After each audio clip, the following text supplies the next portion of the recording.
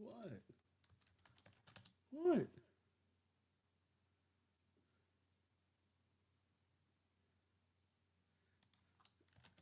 I did.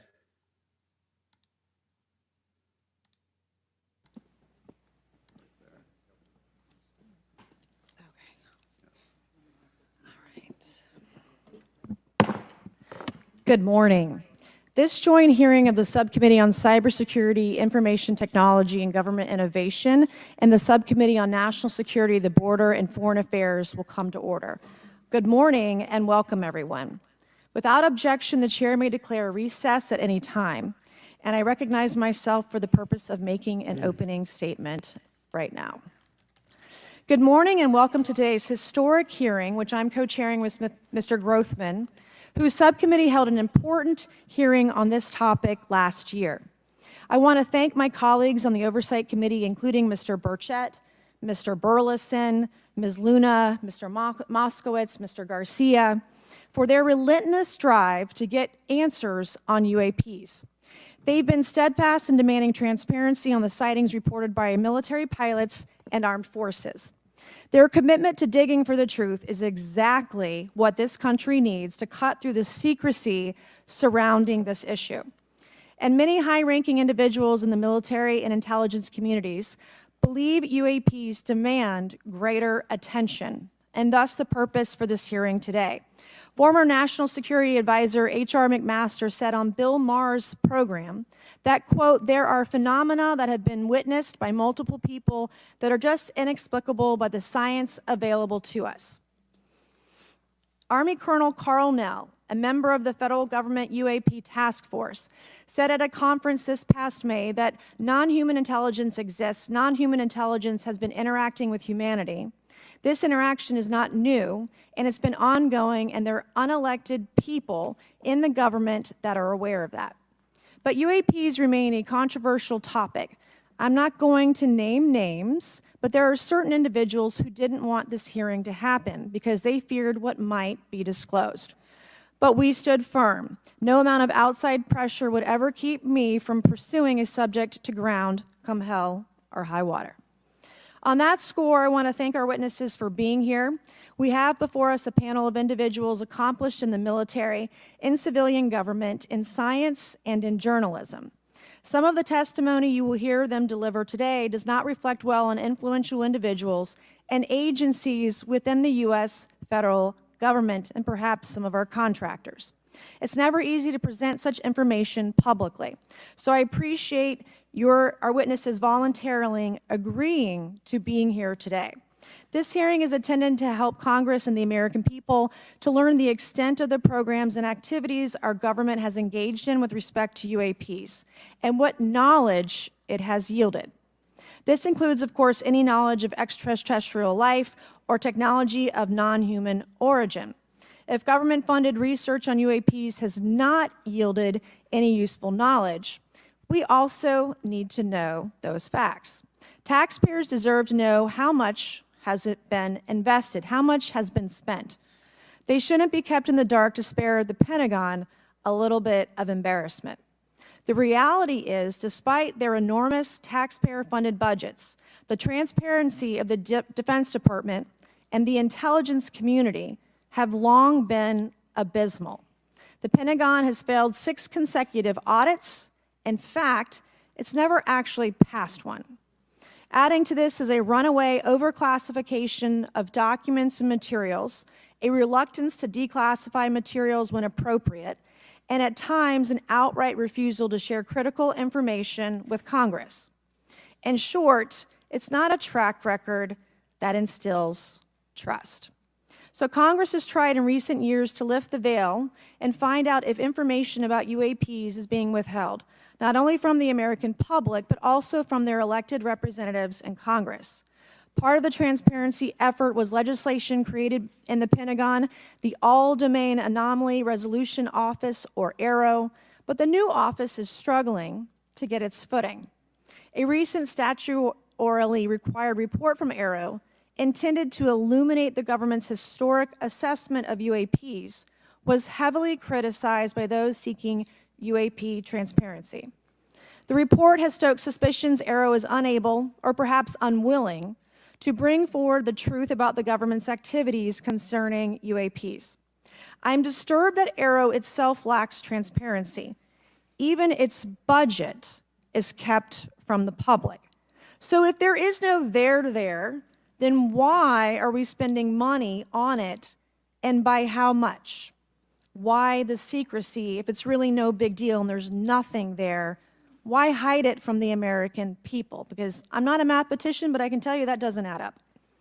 I expect some of our witnesses to share their views on that AARO report. We will also hear from the witnesses today allegations of UAP-related misinformation and disinformation by government officials of which they are personally aware and directly experienced. And we will hear testimony today concerning recent revelations about a purportedly secret UAP program whose existence and findings may have been improperly withheld from Congress. But before we get to the witnesses, we're going to have a few more opening statements from our colleagues. And one thing I wanted to add at the end of my closing statement is there is a document that will be entered into the congressional record today. Mr. Tim Burchett from Tennessee has this document, and we just distributed it to every member up here on the dais of this document. But this is going to be the original document from the Pentagon about Immaculate Constellation that Michael Shellenberger delivered to Congress today. So thank you, Mr. Shellenberger, for this information. We are all reading it in real time now, and Mr. Burchett will enter it into the record. But 12 pages about this unacknowledged special access program that your government says does not exist. So with that, I would acknowledge my colleagues, Mr. Garcia.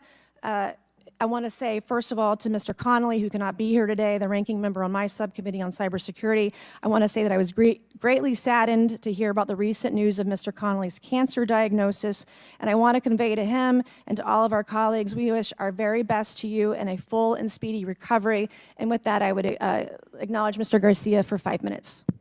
Thank you.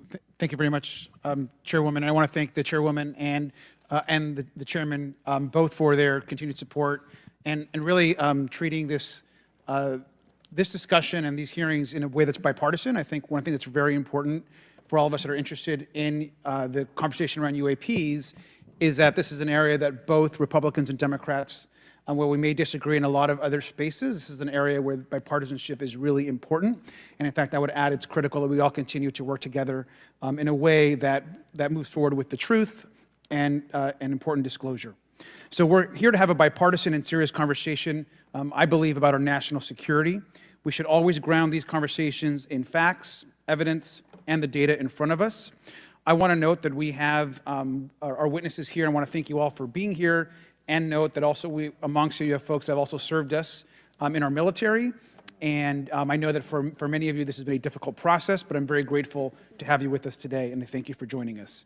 I also want to note that today's hearing builds on a quite, I think, also historic public hearing that we had many months ago that Mr. Grothman and others helped lead in this very same hearing room, where I believe we began a really important public conversation about UAPs. And so I want to thank him for that, and I especially want to thank Chairwoman Mays for her continued advocacy on this topic. I also want to start with some facts. We know that there are objects or phenomena observed in our airspace, as our witnesses will testify, and also possibly in our oceans. In many cases, we don't know what they are, and this is, of course, why we're discussing UAPs.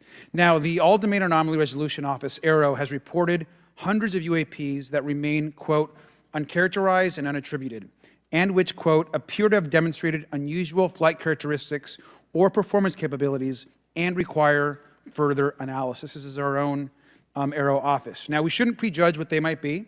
I'm certainly not going to. We need evidence. But what we are detecting things, and we know that we don't understand them, and this is worth investigating. Now, the American people have legitimate questions, and I believe it's critical that Congress should help address them. This is about the truth and science and facts. Now, transparency and faith in our institutions is vital in a good democracy. Now, I'm proud to say that this hearing will build on that important bipartisan work, and I want to thank everyone for being involved, including members of our committee. Now, in our last hearing in July, we heard testimony that a significant number of pilots of major airlines have witnessed UAPs as well, but have no real confidential way of reporting them to the government. We heard that commercial pilots who encounter UAPs may be hesitant to speak openly due to stigma or fear of retaliation. We also know that Aero has reported that, and I want to quote, that most reports still reflect a bias towards restricted military airspace, a result of reporting from military personnel and sensors present in such areas. And so the lack of ability for civilian pilots raises real safety concerns and limits our ability to understand UAPs. This is a particular piece of this conversation that I am very interested in. Now, our last hearing inspired us to introduce the Safe Airspace for Americans Act, joined by Chairman Grothman, Chairwoman Mace, and a bipartisan group of co-sponsors. I see some of our leaders from Safe Airspace for Americans Act here, and that would create a safe reporting for UAP process, which we want to continue to do. Now, members of both parties and senior officials in multiple administrations have now taken an interest in this issue. Mainstream media, in many cases, are beginning to take more of an interest in this issue, and we should all be proud to carry that work and build confidence for the American people. I believe we can always be more transparent. To me, this hearing and others are simply about the truth and getting to the facts of what these UAPs actually are.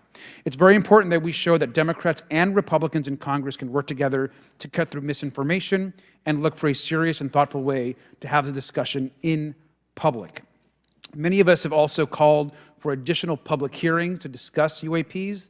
This should be a topic that continues on throughout the Congress so that we can gather more information, data, and work with the relevant agencies to gather more information. Finally, just want to add that those that are here on this dais, many of us have participated also in classified briefings as well, and where we have also gained a lot of important, I think, and interesting information, at least I personally have. And so with that information, we want to continue today's hearing, and I thank all of our witnesses for being here. And with that, I'd like to yield back. Thank you, Mr. Garcia, and I'd now like to recognize Mr. Grothman for a 5-minute introduction.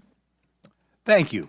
Good morning. I'd like to thank our witnesses for being here one more time. This is a topic I've been interested in since 8th grade.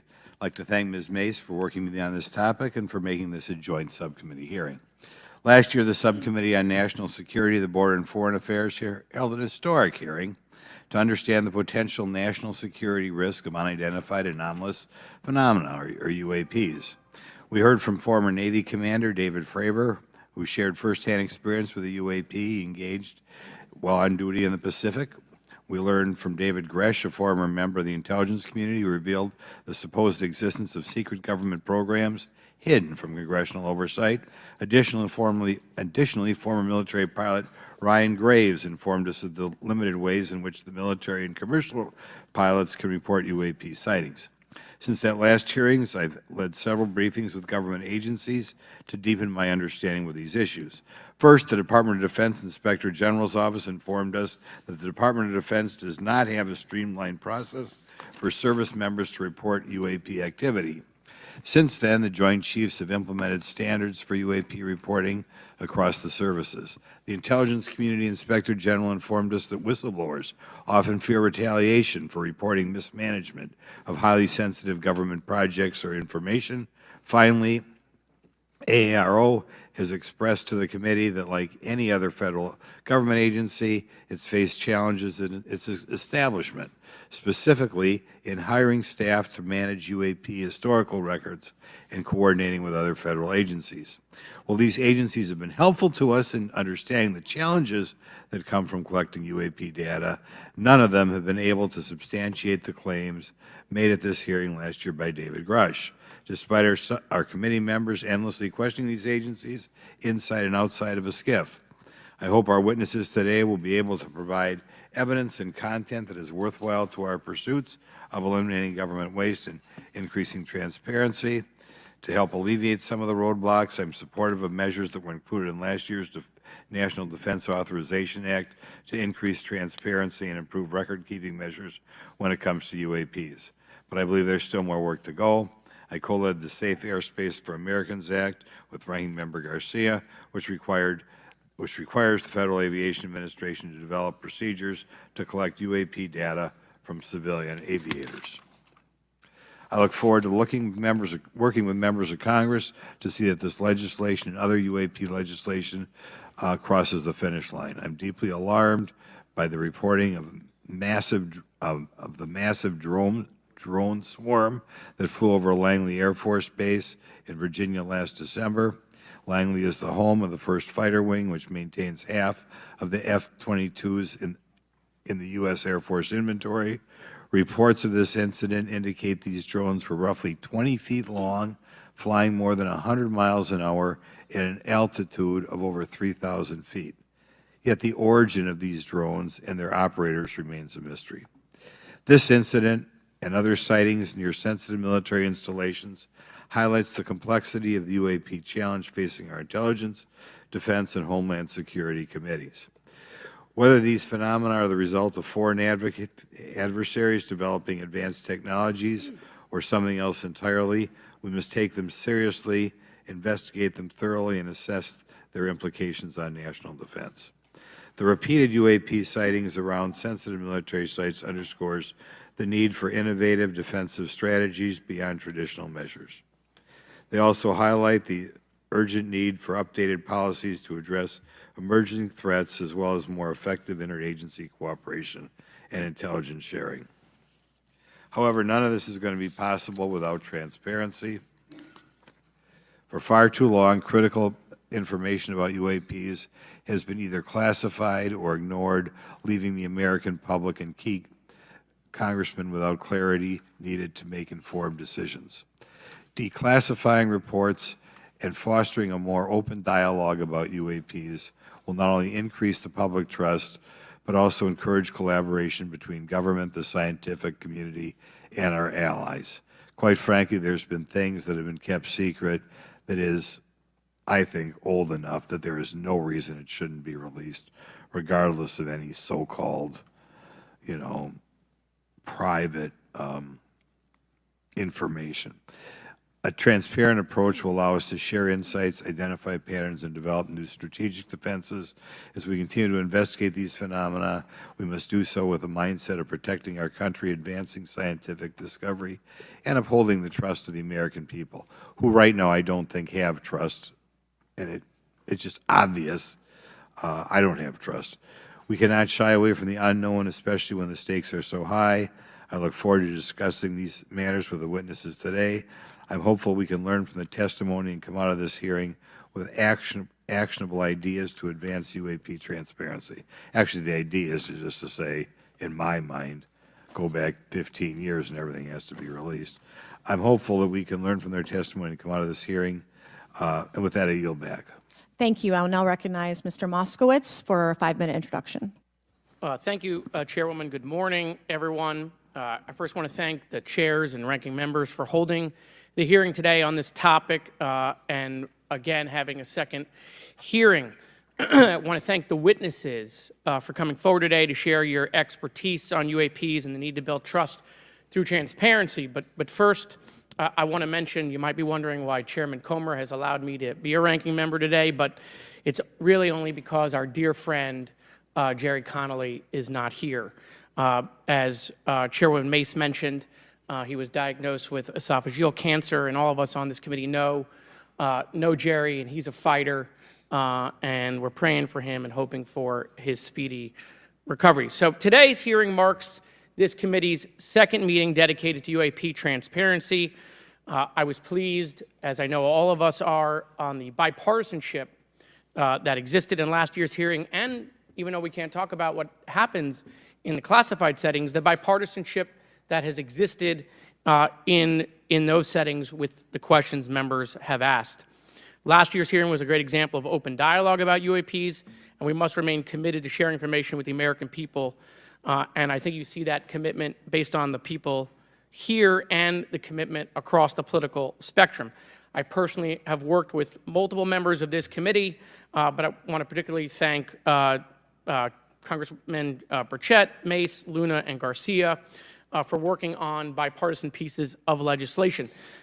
In recent years, Congress has taken numerous bipartisan steps towards greater transparency. In 2022, in the NDAA, we created the All-Domain Anomaly Resolution Office to investigate unidentified flying objects.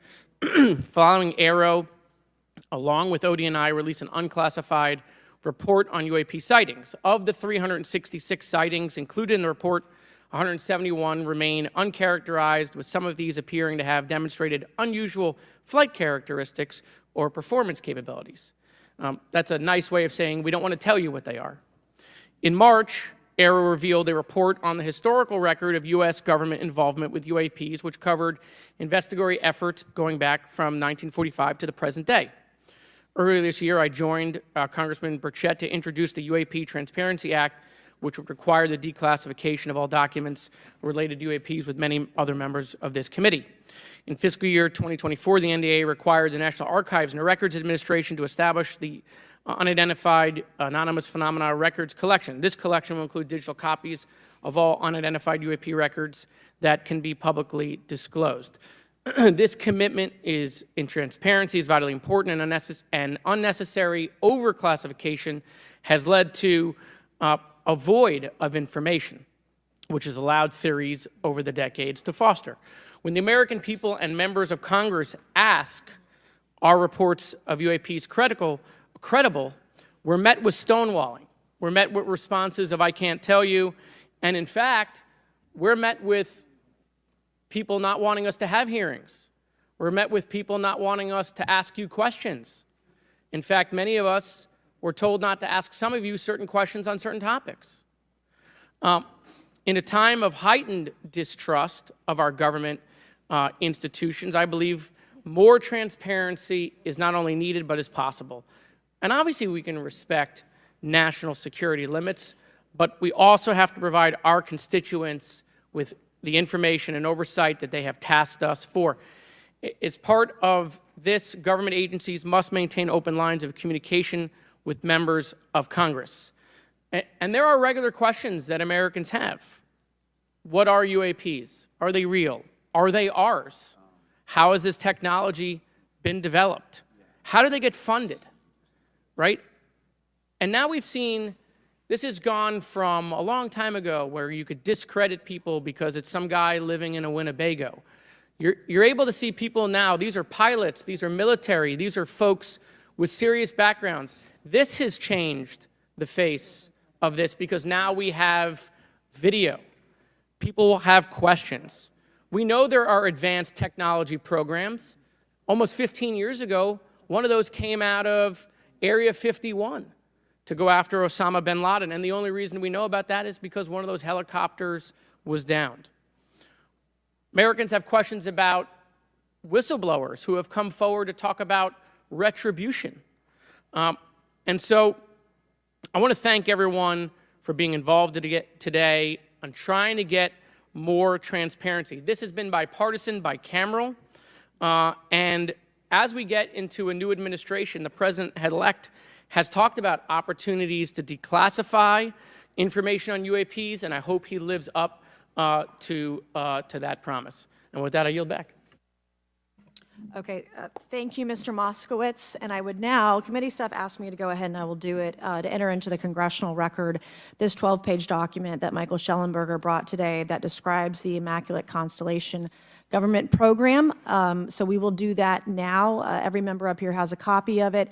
The first section talks about the Unacknowledged Special Access Program called Immaculate Constellation, and the second section about USG imagery intelligence. And Representative Luna just told me if I say Immaculate Constellation, I'll be on some list, maybe a FISA warrant. So come at me, bro, I guess. But without objection, entered in the record.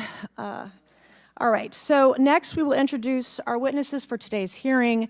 Thank you so much for being here. Our first witness is Rear retired Rear Admiral Tim Gallaudet, who retired from the U.S. Navy and is now the Chief Executive Officer at Ocean STL Consulting. Our second witness is Mr. Lou Elizondo, a former Department of Defense official and author of a recent bestseller book about UAPs. Our third witness is Mr. Michael Shellenberger, founder of the newsletter Public and author of a recent journalistic piece about special access programs, including one widely identified as Immaculate Constellation. I swear the staff wants me on a list. Okay. And our last witness today is Mr. Michael Gold, a former NASA official who is also a member of the NASA UAP Independent Study Team. Welcome, everyone. We are pleased to have you today. Pursuant to Committee Rule 9G, the witnesses will please stand and raise your right hands. This is where it gets real. Do you solemnly swear to affirm that the testimony that you are about to give is the truth, the whole truth, and nothing but the truth, so help you God? Let the record show that the witnesses all answered in the affirmative. We appreciate all of you being here today and look forward to your testimony. Let me remind the witnesses that we have read your written statements and they will appear in full in the hearing record. You guys may be seated. Please limit your oral statements to 5 minutes. As a reminder, please press the button in front of you so the microphone is turned on so that everyone in the room, members included, can hear you.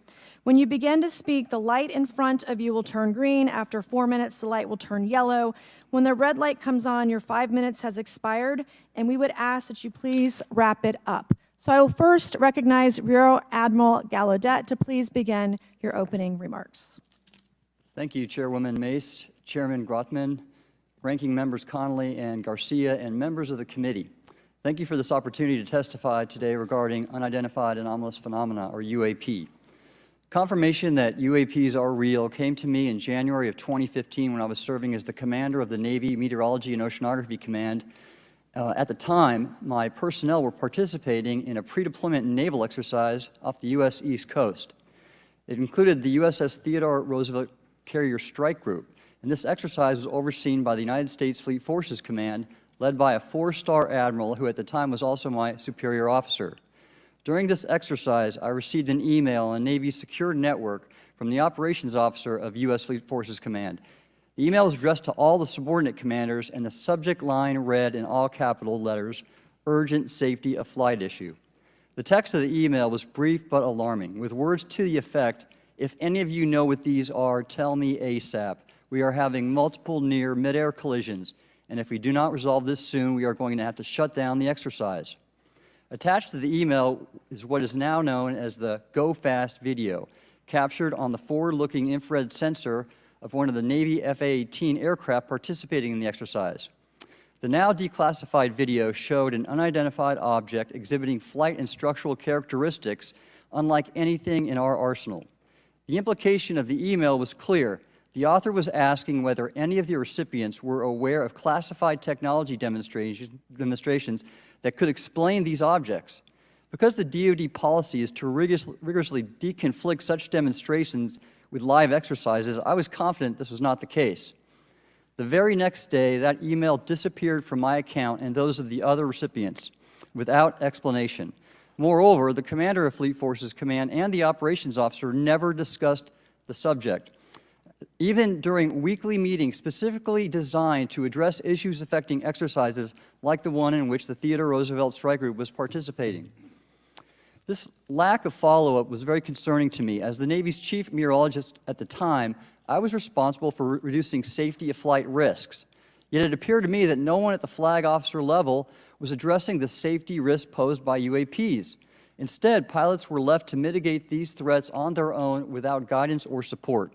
I concluded that the UAP information must have been classified within a special access program managed by an intelligence agency. That is a compartmented program that even senior officials, including myself, were not read into. Last year's UAP hearing before this oversight committee confirmed that UAP-related information is being withheld from senior officials and members of Congress. And just this week, I learned from former DoD official Chris Mellon that satellite imagery of UAP from a few years ago still has not been shared with Congress. Equally concerning, last year's UAP hearing also revealed that elements of the government are engaged in a disinformation campaign to include personal attacks designed to discredit UAP whistleblowers. Having never signed a non-disclosure agreement regarding UAPs, and now as a private citizen, I've become an advocate for greater UAP transparency from the government. The continued overclassification surrounding UAPs has not only hindered our ability to effectively address these phenomena, but has also eroded trust in our institutions. While I applaud previous bipartisan legislation passed by Congress concerning UAPs, a more comprehensive approach is needed to address the broader implication of UAP on public safety and national security, as well as the socioeconomic opportunities that open UAP research could unlock. Therefore, I recommend Congress take the following action, which I believe will receive bipartisan support. First, establish robust oversight of the executive branch's management of UAP information by directing key officials, beginning with the director of the DoD's All-Domain Anomaly Resolution Office, to provide comprehensive briefings on what the government knows about UAP and does not know. Two, enact the provisions of the UAP Disclosure Act that establish a UAP Records Review Board to ensure independent oversight, transparency, and accountability in the government's handling of UAP information. And three, strengthen the UAP Disclosure Act and future reauthorizations with provisions that mandate a whole-of-government approach to addressing UAP. In closing, I will share my personal reasons for speaking out on this topic. First, as a former science agency leader, having led the National Oceanic and Atmospheric Administration, I've always sought the truth in human knowledge and thought. Now that we know UAP are interacting with humanity, and these include unidentified submerged objects in the ocean, we should not turn a blind eye, but instead boldly face this new reality and learn from it. Additionally, at a time when leaders in government leave much to be desired, I feel obligated to show moral leadership on this issue of UAP disclosure by validating the credibility of the courageous men and women who have come out as witnesses and whistleblowers to expose the truth. My speaking out has encouraged others to do the same, and it's my hope over time that a number of your constituents will want to know the truth and about UAP, and this number will increase to such an extent that the congressional action I've just recommended will become inevitable. Thank you, and I look forward to your questions. Thank you. I will now recognize Mr. Elizondo for his opening statement. Greetings, Chairwoman Mace, Chairman Grothman, Ranking Members Connolly and Garcia, and members of the committee. It is my honor and privilege to testify before you on the issue of unidentified anomalous phenomenon, formerly known as UFOs. On behalf of our brave men and women in uniform and across the intelligence community, as well as my fellow Americans who have awaited this day, thank you for your leadership on this important matter. Let me be clear, UAP are real.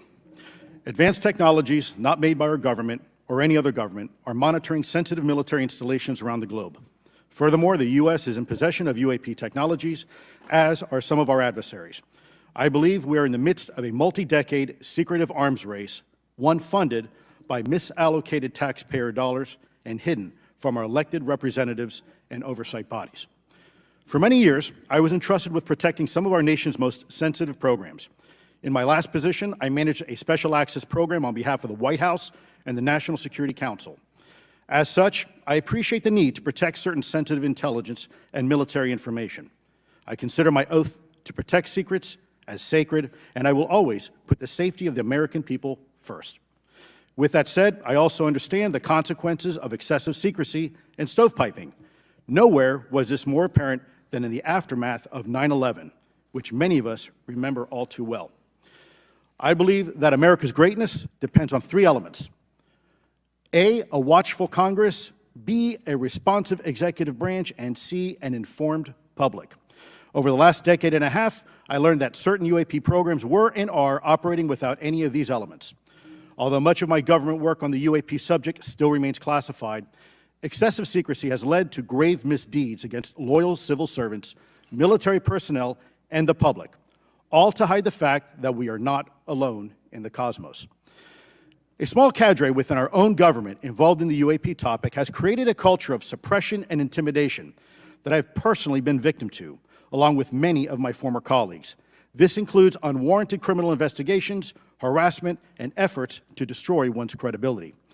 Most Americans would be shocked to learn that the Pentagon's very own Public Affairs Office openly employs a professional psychological operations officer as the singular point of contact for any UAP-related inquiries from citizens and the media.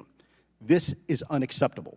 Many of my former colleagues and I have provided classified testimony to both the Department of Defense and the Intelligence Community Inspector General, and many of us have subsequently been targeted by this cabal with threats to our careers, our security clearances, and even our lives.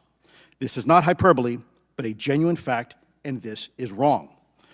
To fix these problems, I propose 3 principal actions. First, Congress and the President should create a single point of contact responsible for a whole-of-government approach to the UAP issue.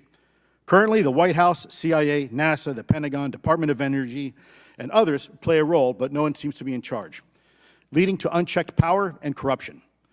Second, we need a national UAP strategy that will promote transparency and help restore the American public's trust at a time when the public's trust is at an all-time low. This strategy should include a whole-of-government approach, including the academic and scientific communities, the private sector, and our international partners and allies. Third, Congress should create a protected environment so whistleblowers desperate to do the right thing can come forward without fear. As it currently stands, these whistleblowers suffer because of stigma, a code of silence, and concerns about retaliation. These whistleblowers should be encouraged to come forward in ways that protect them against any forms of retaliation. Policies and procedures should ensure that protection, and for those who refuse to cooperate, it is up to the members of this committee and the other lawmakers to wield their subpoena power against hostile witnesses and prevent additional government funding to those UAP efforts that remain hidden from congressional oversight. In closing, we as Americans have never been afraid of a challenge. In fact, we thrive on them, whether it's eradicating polio or going to the moon. We don't run from a challenge, we take it head on. To the incoming administration and Congress, I say to you, we need immediate public transparency, and this hearing is an important step on that journey. If we approach the UAP topic in the same way as we, as Americans, have met other challenges, we can restore our faith in our government institutions.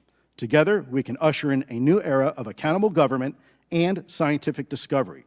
I believe that we as Americans can handle the truth, and I also believe the world deserves the truth. Thank you, esteemed members of Congress, for your time today. It is profoundly appreciated by many. Thank you. I ask unanimous consent for Representatives Ogles of Tennessee and Boebert of Colorado to be waived onto the subcommittee for today's joint subcommittee hearing for the purpose of asking questions. Without objection, so ordered. I would now like to recognize Mr. Shellenberger for his introductory remarks. Chairwoman Mace, Chairman Grothman, Ranking Member Connolly, Ranking Member Garcia, members of the subcommittees, thank you for inviting my testimony. One of Congress's most important responsibilities is oversight of the executive branch in general and the military and intelligence community in particular. Unfortunately, there is a growing body of evidence that the U.S. government is not being transparent about what it knows about unidentified anomalous phenomena, and that elements within the military and the IC are in violation of their constitutional duty to notify Congress of their operations. President-elect Donald Trump and former President Barack Obama have both said that the government has information about UAPs that it has not released. There are other explanations for UAPs than that they represent a new form of life or non-human life. Current dominant alternative theories, including those put forward by AARO, are that UAPs are some kind of natural phenomena we don't yet understand, like ball lightning or plasma. They could also be part of some new U.S. or foreign government weapons programs, such as drones, aircraft, balloons, CGI, hoaxes, or birds. Whatever UAPs are, Congress must be informed, as must the people of the United States. We have a right to know what UAPs are, no matter what they are.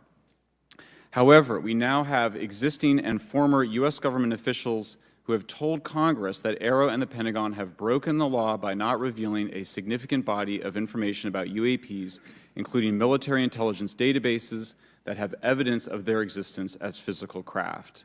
One of those individuals is a current or former U.S. government official acting as a UAP whistleblower. This person has written a report. This is the report that says the executive branch has been managing UAP, NHI issues without congressional knowledge, oversight, or authorization for some time, quite possibly decades. Furthermore, these individuals have revealed the name of an active and highly secretive DoD Unacknowledged Special Access Program, or USAP. The source of that document told me, that the USAP is a strategic intelligence program that is part of the U.S. military family of longstanding, highly sensitive programs dealing with various aspects of the UAP problem. The new UAP whistleblower claims that the U.S. military and IC database includes videos and images taken using infrared, forward-looking infrared, full-motion video, and still photography. The report that was just shared with Congress says Immaculate Constellation serves as a central or parent USAP that consolidates observations of UAPs by both tasked and untasked collection platforms. Immaculate Constellation includes high-quality imagery intelligence and measurement and signature intelligence of UAPs, the whistleblower's report adds. The sources of this intelligence are a blend of directed and incidental collection capabilities, positioned in low Earth orbit, the upper atmosphere, as well as military and civilian aviation altitudes and maritime environments. The report to Congress details in detail various UAPs, including spheres, orbs, disks, saucers, ovals, triangles, boomerang, arrowhead, and irregular organic. The report describes various incidents found in the human intelligence databases. One involved orbs surrounding and forcing an F-22 out of its patrol area. In another incident, the crew of a Navy aircraft carrier watched a small orange-red sphere rapidly descend from a high altitude of 100 to 200 yards directly above the flight deck of the CVN, or aircraft carrier. And since my reporting on this Immaculate Constellation last month, another source came forward who told me that they saw a roughly 13-minute-long, high-definition, full-color video of a white orb UAP coming out of the ocean approximately 20 miles off the coast of Kuwait. It was filmed from a helicopter. Then halfway through the video, the person said the orb is joined by another orb that briefly comes into the frame from the left before rapidly moving again out of the frame. The person discovered the video on SIPR, the Secure Internet Protocol Router Network, which the DoD uses to transmit classified information. A leading UAP researcher who utilizes the Freedom of Information Act to find out what the government knows, John Greenwald, told me last year that the U.S. government had been increasingly denying his requests for UAP information. He has been doing FOIA requests for 27 years and has an archive of 3 million pages.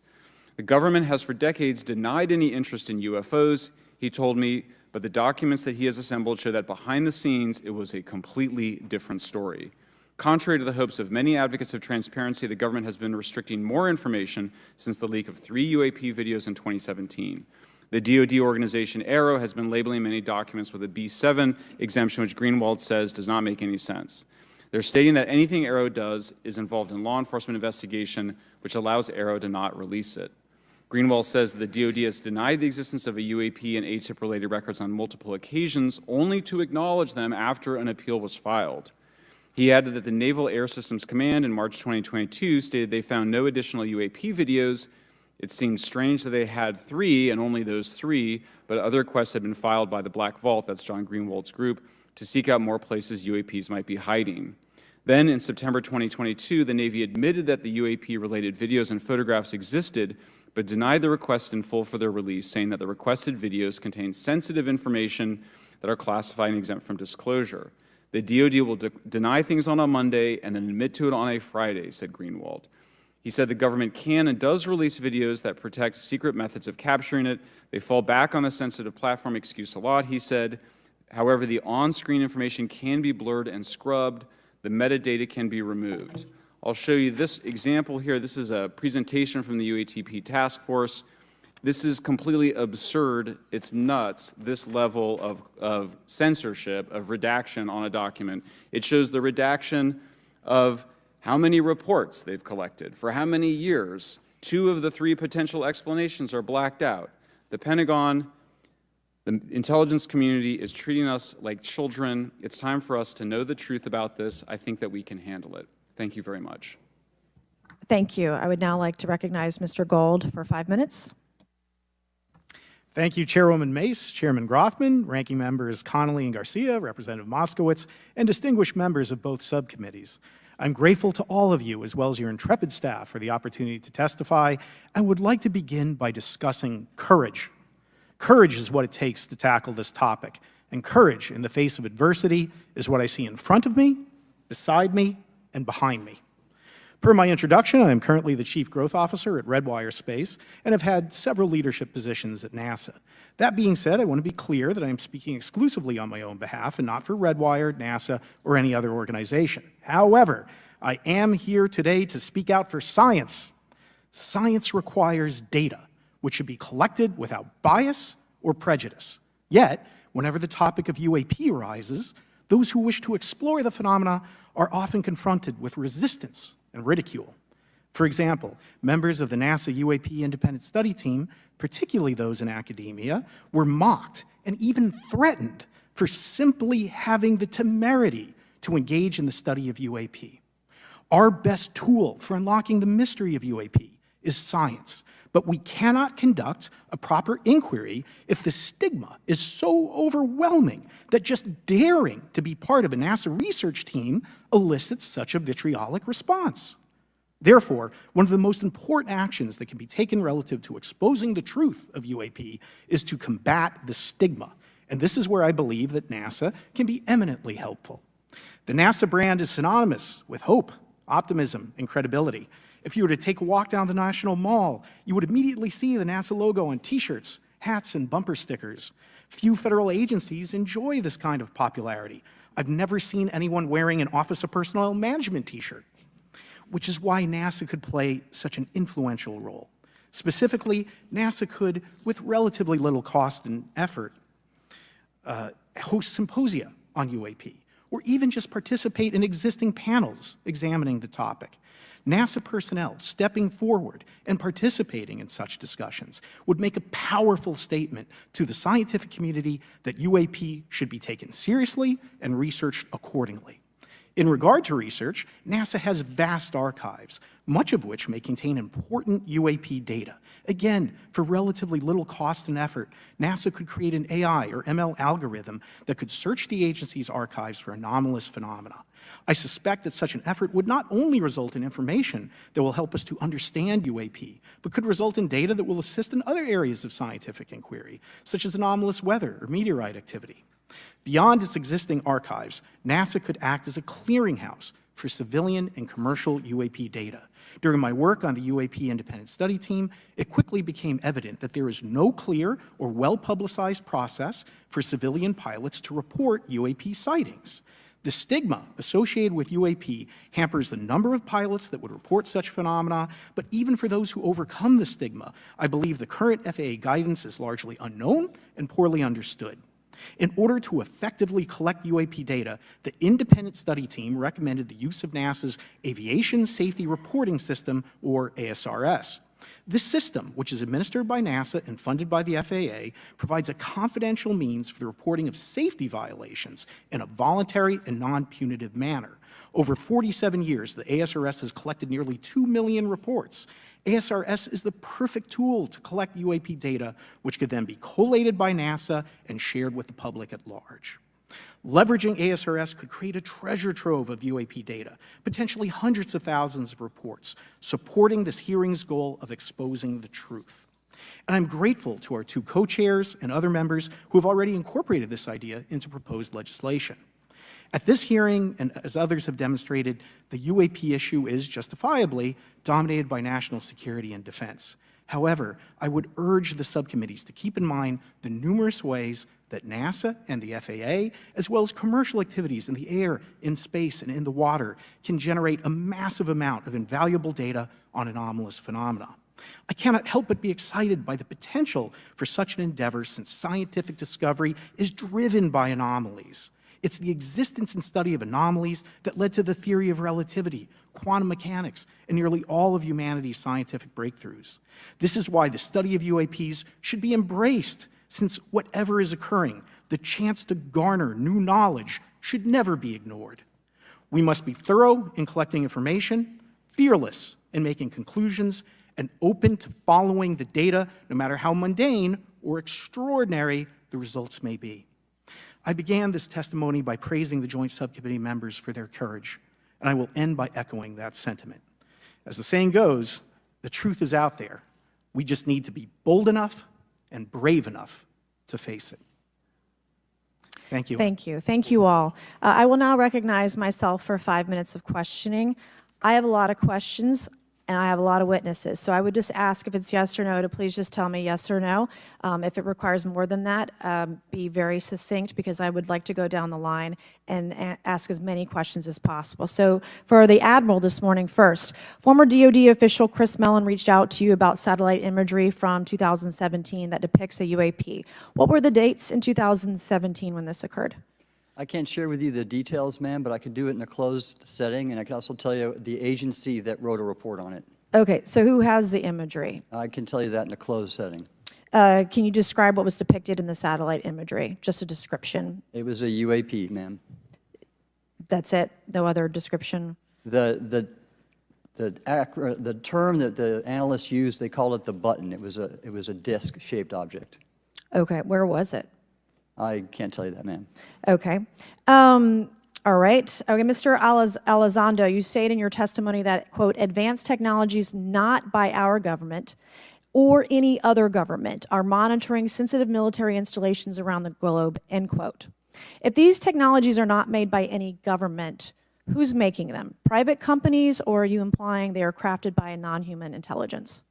Well, ma'am, that's precisely why we're here. The problem is that, temporally speaking, over decades, not just the last 10 years, to put this in perspective, when Are these private companies you're implying, or is this non-human intelligence? it may be both. Okay. When it comes to Blue Force Technologies, I would not be able to discuss that, Okay. ma'am, Are you read into secret UAP crash retrieval programs? we would have to have a conversation in a closed session, ma'am. I signed documentation 3 years ago that restricts my ability to discuss specifically crash retrievals. I submitted for my book through the DOPSR process, which took a year for it to be reviewed. And what is in the book is what I was told I'm allowed to talk about. Has the government conducted secret UAP crash retrieval programs, yes or no? Yes, Okay, were they designed to identify and reverse engineer alien craft, yes or no? yes. Does the U.S. government have any reverse, okay, we already answered that question about retrieval programs. Do any U.S. contractors have the same?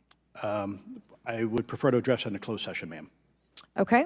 In your book, you mentioned government employees who've been injured by UAPs, placed on leave, and receiving government compensation for their injuries. Is that correct? That is correct. How can the government deny we have recovered craft if they're paying people because they've been injured by recovered craft? Ma'am, that's a great question. That's why I think we're here again, because I've seen the documentation by the U.S. government for several of these individuals who have sustained injuries as a result of a UAP incident. It's a crazy idea, right? The hypocrisy and the logic. Okay, Mr. Shellenberger, I'm going to say it again to be very clear. Immaculate Constellation. What's its mission and how are they funded? Its mission is to, as I stated, its mission is to, it's an unacknowledged special access program. Its mission is to document UAPs. Okay, and do you, for your story and your report, do you have more than one credible source? I do. Sourcing, okay. I do. And then why do you believe your sources to be credible? How do you judge the veracity of the documentation you've been provided about this program? I checked the sources, and they are who they say they are. They are current or former government officials.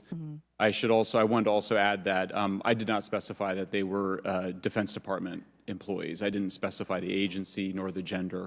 Would they have included non-government employees, people that aren't employed by the government? These are, I'm comfortable saying that these are government or previously government employees. Any of them currently employed by a private contractor or private contractors? I'd rather not say. Okay. What's the key takeaway, just a few seconds, about the Immaculate Constellation document you provided us today? I think that what the American people need to know is that the U.S. military and intelligence community are sitting on a huge amount of visual and other information, still photos, video photos, other sensor information, and they have for a very long time. And it's not those fuzzy photos and videos that we've been given. There's very clear High res? images, high resolution. How many visuals, graphics, videos, photos? I mean, I've been told hundreds, maybe thousands. I mean, I also wanted to say, because there was some conversation around concern around the revealing of these materials, revealing the source collections, but some of these are shot from helicopters using normal videos of oceans. I just think that's absurd that somehow you're going to be revealing some secret U.S. technology by revealing that you've photographed orbs off the coast of Kuwait. Okay, thank you. I have 8 seconds. Mr. Gold, did the NASA independent study team get briefed on what you call OSAP? Very quickly. I flagged the Advanced Aerospace Weapons System Investigation Program to our chair and our DFO. We did not get briefed, but I believe it is definitely worth looking into. That was probably the largest UAP review effort ever, and I think produced a lot of interest data, including revealing Nimitz. I don't know if my fellow witness, Lou, might want to, he did yeoman's work on it, might want to comment. Okay. All right, I'm going to turn to Mr. Moskowitz, who will be recognized for 5 minutes of questioning. Thank you, Madam Chairwoman. So, Mr. Gold, you gave a whole diatribe for a couple of minutes about UAPs, science, data collection, stigma. A lot of non-believers in all of this would just ask a very simple question. Why? Why is it so hard? Right? Like, why are people, anytime they ask, why are they always thwarted? Why are they always judged? Why is they always have misinformation spread? Why is there always retribution? Why is it always met with an ear? What's the why? If it doesn't exist, why is it such a problem?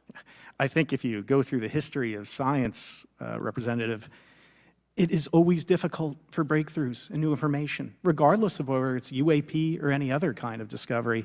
And in science, we're supposed to be open, but when you break with the orthodoxy of what's believed, whether it's Galileo saying that the Earth doesn't rotate or the Earth rotates around the sun or the sun doesn't rotate around the Earth, it's always challenging for new beliefs. And the more extraordinary those discoveries, the more extraordinary those new beliefs, it's very difficult. So I think this is natural. There's natural conservatism that when it comes to science, but this issue in particular has been very difficult where, again, even to attempt to study it becomes problematic. But every hearing like this, every news report, every video, documentaries, I was privileged to be a part of something Dan Fair is putting together. I think many of us have interviewed for it, documentary over 30 different government officials. Every brick in the wall will help get us closer to getting to the truth. I appreciate that. Mr. Elizondo, did I have that correct? Sir. I'm a recovering lawyer, so I'm going to put my hat on for a second. You said you signed a document. Love that. Who gave that to you? The U.S. government, sir. Okay, you have a copy of it? It is stored in a SCIF right now. I do not have possession of it. The U.S. government does. What department of the U.S. government gave you this document? I will say the Department of Defense. Unfortunately, I can't say in this forum much more than that. You specifically said the document said you can't talk about crash retrieval. Well, you know, you can't talk about Fight Club if there's no Fight Club. Correct. Okay, I'm just making an observation.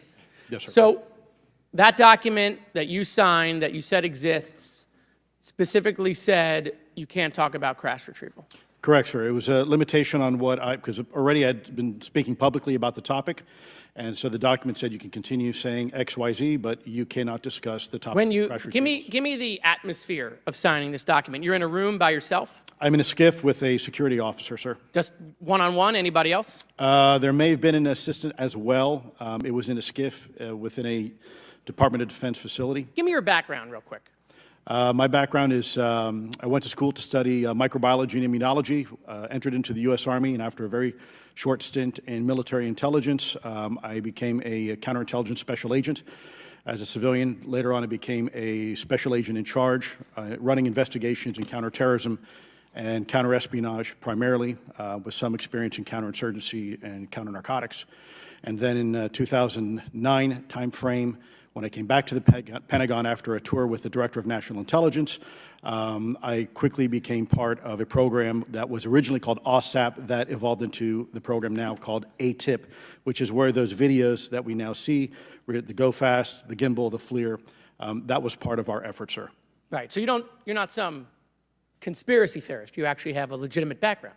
Well, sir, I'm certainly not a conspiracy theorist. I'm fact-based, just say facts. So when you're in this room, I want to paint the picture of everybody. You're in this room, you're by yourself, you're in a SCIF, you're handed a document. How long is the document? It's about a page front and back. So basically, you have some things they call trigraphs, which I cannot, again, talk to. How long were you given to sign the document? As long as I needed, sir. And what if you didn't sign it? Well, I suspect there'd be repercussions. I wouldn't have access to certain information. Were you allowed to ask a lawyer, or weren't allowed to ask for a lawyer to review the document? It wasn't an option, but they probably wouldn't have allowed me to, because the document itself was pretty explicit about you have to be, wait, you're putting me in an interest, let me try to thread the needle here. There are certain documents that we have in the U.S. government that allow people to have access to certain programs, whether it's a special, and I'm going to be very generic here, whether it's a special access program or a controlled access program, SAP, CAP, whatnot. How many people have to sign that document? It depends how many people are going to get access to the information, sir. Okay. Last question. Doctor, real quick, can you tell us about the Omaha incident in greater detail? I've read your background, right? Some people would label you as a member of the deep state. since you worked in government for a long period of time. But can you tell us more about that incident? You've written a lot about that. I wrote a lot about incidents like it, Congressman, but that specific incident involved the USS Omaha, the littoral combat ship of the U.S. Navy operating off Southern California. I don't remember the exact date. It was within the last decade. And what the watchstanders on the bridge observed was a UAP, again, something that was aloft but had no observable exhaust or control surfaces. So it was something that couldn't be explained. And then they saw it enter the water from the atmosphere and going through the air-sea interface, and so thus exhibiting transmedium travel. Thank you. I yield back. Thank you. I'll now recognize Mr. Grothman for 5 minutes of questioning. Yeah, we'll start with Mr. Gallaudet. During a previous UAP hearing, Navy Commander David Fravor discussed the TikTok object engaged in 2004. You familiar with the incident, the TikTok incident? Yes, sir. And that's almost 20 years ago, right? Yes, sir. It's been said there are more videos, documents, and reports related to this incident. Do you believe the information regarding the TikTok incident should be available to all members of Congress? And in your expertise, what reason would the Department of Defense possibly have for not releasing information that's over 20 years old? Thank you, Congressman. I don't think there's any good reason to withhold information and important data, especially of national security concern, from Congress. What would they say?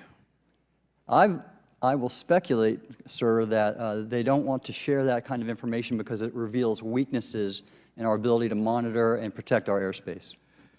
Okay. In your written testimony, you claim last year's UAP hearing before this oversight committee confirmed that UAP-related information is, well, it's not only being withheld, but that elements of the government are engaging in a disinformation campaign to include personal attacks designed to discredit UAP whistleblowers. Could you elaborate on that statement a little?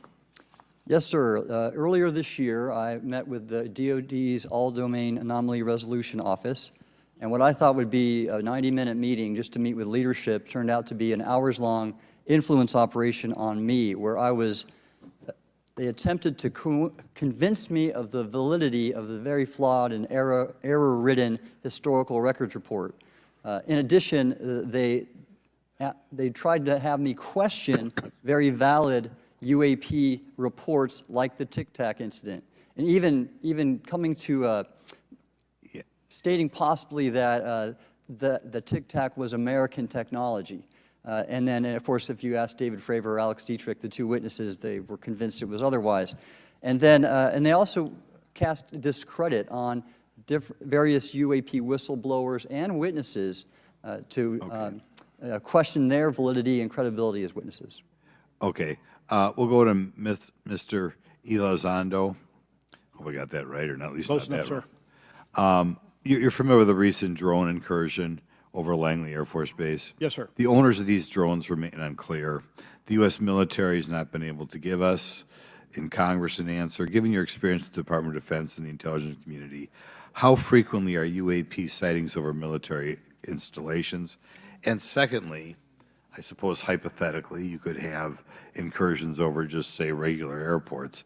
Is it obvious these incursions are more likely over military facilities than just a random airport out there? Yes, sir. There's definitely enough data to suggest that there is certainly some sort of relationship between sensitive U.S. military installations, also some of our nuclear equities, and also some of our Department of Energy sites. There is a long historical record that some of your colleagues may have, documentation that demonstrates this. This is not a new trend. This has been going on for decades, and that information has been obfuscated, unfortunately, from folks like you in this committee. And I think that's problematic because ultimately, at the end of the day, we have a significant situation here. We have something that can enter into U.S. airspace completely with no attribution. And how long has this been going on? Sir, decades. And there's information that will hopefully be entered into the Can you record. think of any possible reason why they can't release any information they have on something, say, 15 or 20 years old? Sir, if I could echo my colleague here, Admiral Gallaudet, I think one of the big issues that we have in the intelligence community, Department of Defense, is we don't want to broadcast any potential vulnerabilities or weaknesses in our national defense systems or on intelligence collection platforms. Therefore, when you have a conversation where you address a problem for which there is no solution, it makes that a very uncomfortable conversation to have. Okay, we'll switch to Mr. Schellenberger. The primary reason you're here today is because you published an article on the news publication that you own called Public, right? Alleging that a new unnamed government whistleblower has come forward asserting that a highly classified program exists dedicated to recovery and reverse engineering of UAP technologies. Can you give us what specific evidence you have or that your source provided you to substantiate the claims about the existence of the Immaculate Constellation program? Well, you have the report in front of you now, so you can see it for yourself. I checked the report, and I did not find it based on existing cases. It was new cases for me. I hadn't found anybody. So that answered for me that it was not obviously circular reporting, which is one of the big concerns in this space. I also had the name of the program confirmed by more than one additional source. So yeah, and then of course I checked to make sure that the source was who they claimed to be. Okay. I should also say that when I said before it was this database, it is a much broader program than that. It also includes human intelligence, and then, as you mentioned, the retrieval and the reversal. Any knowledge of what country these things originated in? No, I have no idea. Okay. Okay, I will now recognize Mr. Burchett for 5 minutes of questions. Thank you, Chair Lady. I request unanimous consent to enter into the record documents provided to us regarding legacy UAP programs and psychological operations. Lou Elizondo. So ordered. I also want to thank my buddy Jeremy Corbell for providing us documents and access to some whistleblowers. Mr. Elizondo, what is your last position with the federal government? Sir, I was the Director of National Program Special Management Staff managing a White House Special Access Program on behalf of the National Security Council. How would you characterize UAPs? An enigma, sir, and a frustration. We're talking about technologies that can outperform anything we have in our inventory.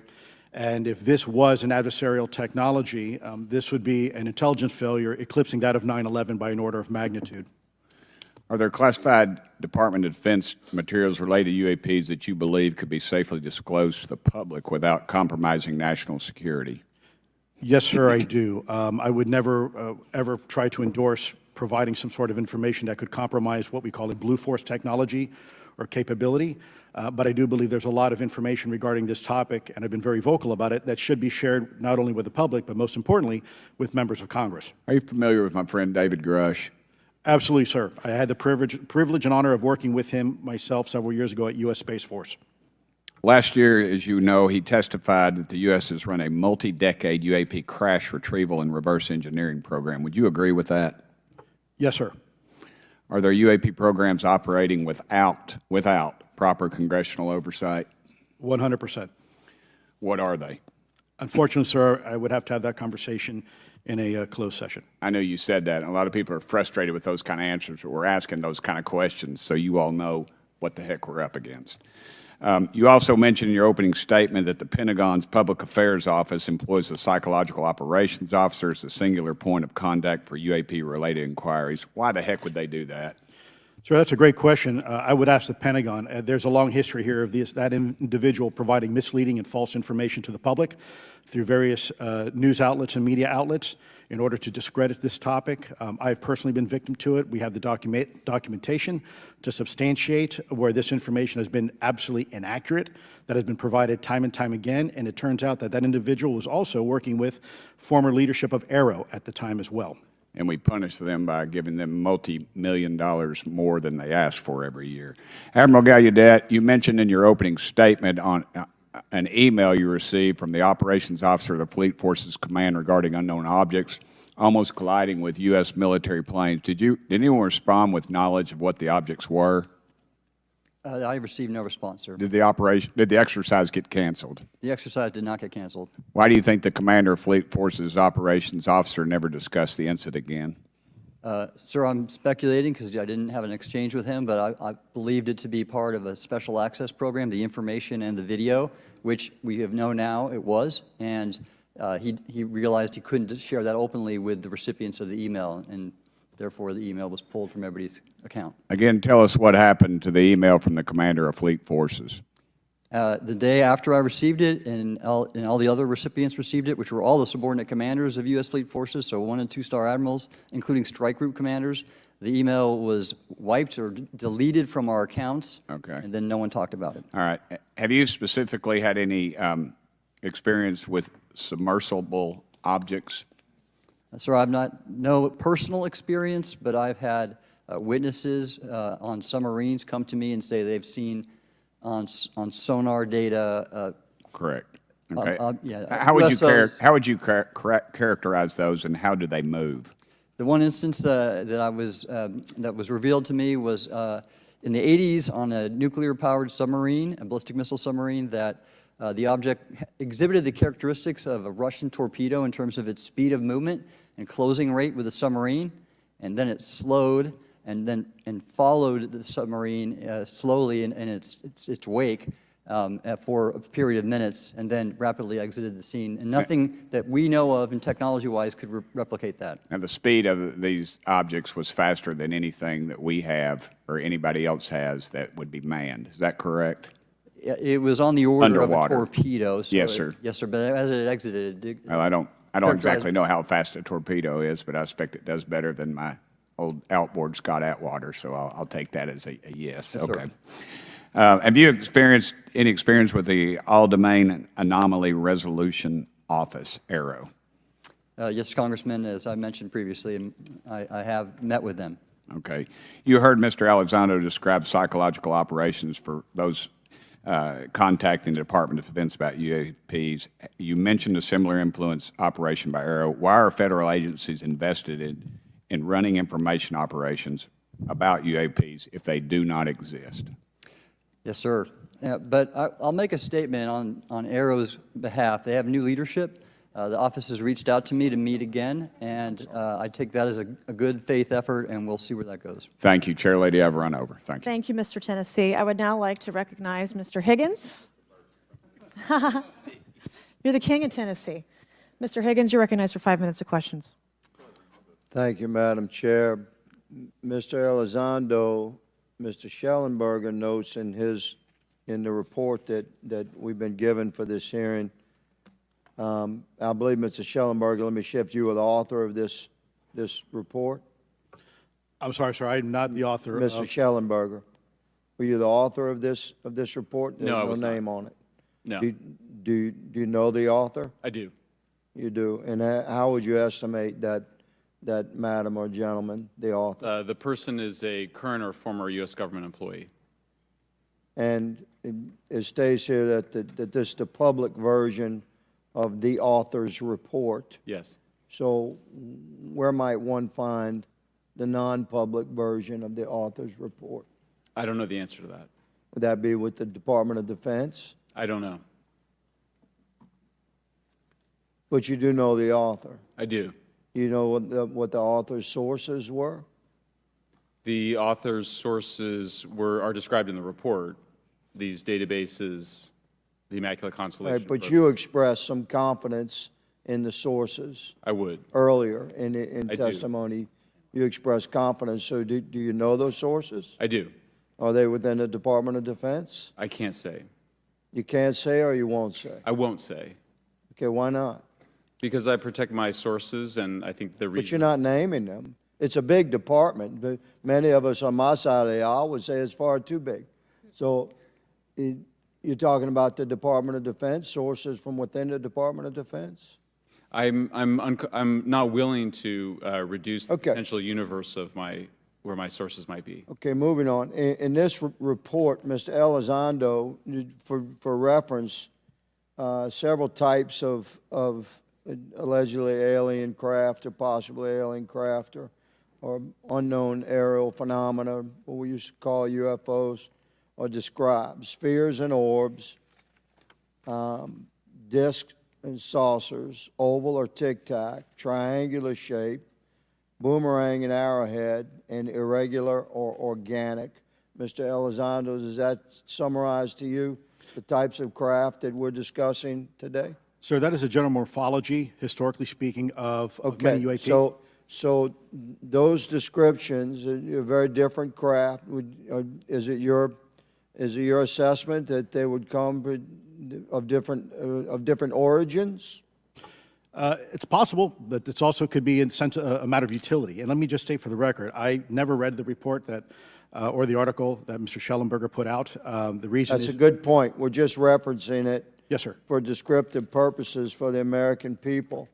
Mr. Shellenberger, in this report, it's striking to me that regarding the descriptions of experiences with these various craft, several of them include biological effects and several do not. Are you familiar with what I'm talking about? Yes. Okay, so spheres and orbs, triangular craft, and irregular or organic craft include some descriptions of biological effects, including feelings of unease, electronic device malfunctions, long-term psychological effects such as anxiety or insomnia have been noted, feeling of being watched, a shared awareness with the triangle craft, and under the irregular and organic craft, biological effects include physical sensations of warmth or cold and unexplained smells and psychological distress. So these are very specific descriptions of the reactions of human beings, which allegedly have been noted from a study here, a report. All of those experiences would have been described by the sources that the author used. I'm not sure I understand your question. This is a very broad description of biological effects, and it's striking to me that they are present with relation to some types of craft, but Right. absent in others. This would require a great deal of research and study. Can you explain that? My understanding is that this is, the database is very large. It includes both the images, the videos, the still images, as well as the human intelligence, the reports, the raw data from individuals having these experiences. So in answer to your question, yeah, I mean, I think we're looking at a very large amount of data collected over many decades. And that data is held by the Department of Defense? Well, I will say that after I published, I was told that this program, that the USAP was actually managed by the Department of Defense, but held at the White House. Roger But that. that's a single source, and I don't have multiple sources to verify that. Thank you, sir. I did my best to trick an answer out of you, but I was partially successful. Madam Chair, I yield. Thank you. I now recognize Mr. Frost for 5 minutes of questions. Thank you, Madam Chair. In addition to serving on this committee, the Oversight Committee, I also serve on the Science, Space, and Technology Committee, where we often discuss how essential data and evidence are used in science and used at departments such as NASA. During a hearing, NASA Administrator Nelson affirmed the importance of NASA in helping us to understand UAP. Mr. Gold, if the government doesn't have the data it needs on UAP because, say, someone who saw something is concerned about stigma, public backlash, et cetera, or maybe there's just not good systems in place, how are we supposed to ultimately figure out what's going on? Yeah, thank you for the question. And let me compliment Administrator Nelson that there wouldn't have been a UAP independent study team if it wasn't for his leadership and courage. We're talking about data and where we can get data from. As I described, NASA has whole archives of data, much of which I believe will likely have information that will help inform UAP. We need only look. And again, in an era with AI and ML, we can relatively quickly and easily go through it. So I think it's something that we should encourage NASA to do. However, per Chairman Grothman's comment about UAP focusing on national security sites, I believe there's something, sir, that you may have heard of called sensor bias. that because we've got more cameras, more monitoring of national security, we don't know how extensive UAP activity may be over civilian areas. And this is to the second part of your question, where we're not collecting the data. We're not collecting sufficient data from pilots. We're not collecting sufficient data from civilian and commercial activities. And this is, again, where ASRS, I think, could substantially change that, get the data out there, and allow us to do good science. Thank you. I mean, on the data, you know, I'm a really big proponent of transparency. But obviously, there's always a little bit of balance that we have to have in government on transparency as well. I mean, last year, NASA appointed a director of UAP research in response to the recommendation by the independent study team. In the final report, there's a quote, "Despite numerous accounts and visuals, the absence of consistent, detailed, and curated observations means we do not presently have the body of data needed to make definite and scientific conclusions about UAP." Can you just talk really quickly about that balance of security and transparency? So I can say, having served at NASA, it is the most transparent organization I've ever been in. When we would have conversations of executive leadership, things would leak out almost instantly. So I can assure you, intentionally or not, NASA's very transparent. I don't know if many of you have worked with engineers or scientists. They love to talk. So I believe that NASA is a paradigm of transparency, but we must have the ability and the data to be able to be transparent with. And if we're not gathering that, if we're not looking at it, then we can't bring NASA into the game and get to that good science that you need. You know, it was about a year ago, I was touring a facility with a pretty senior government official.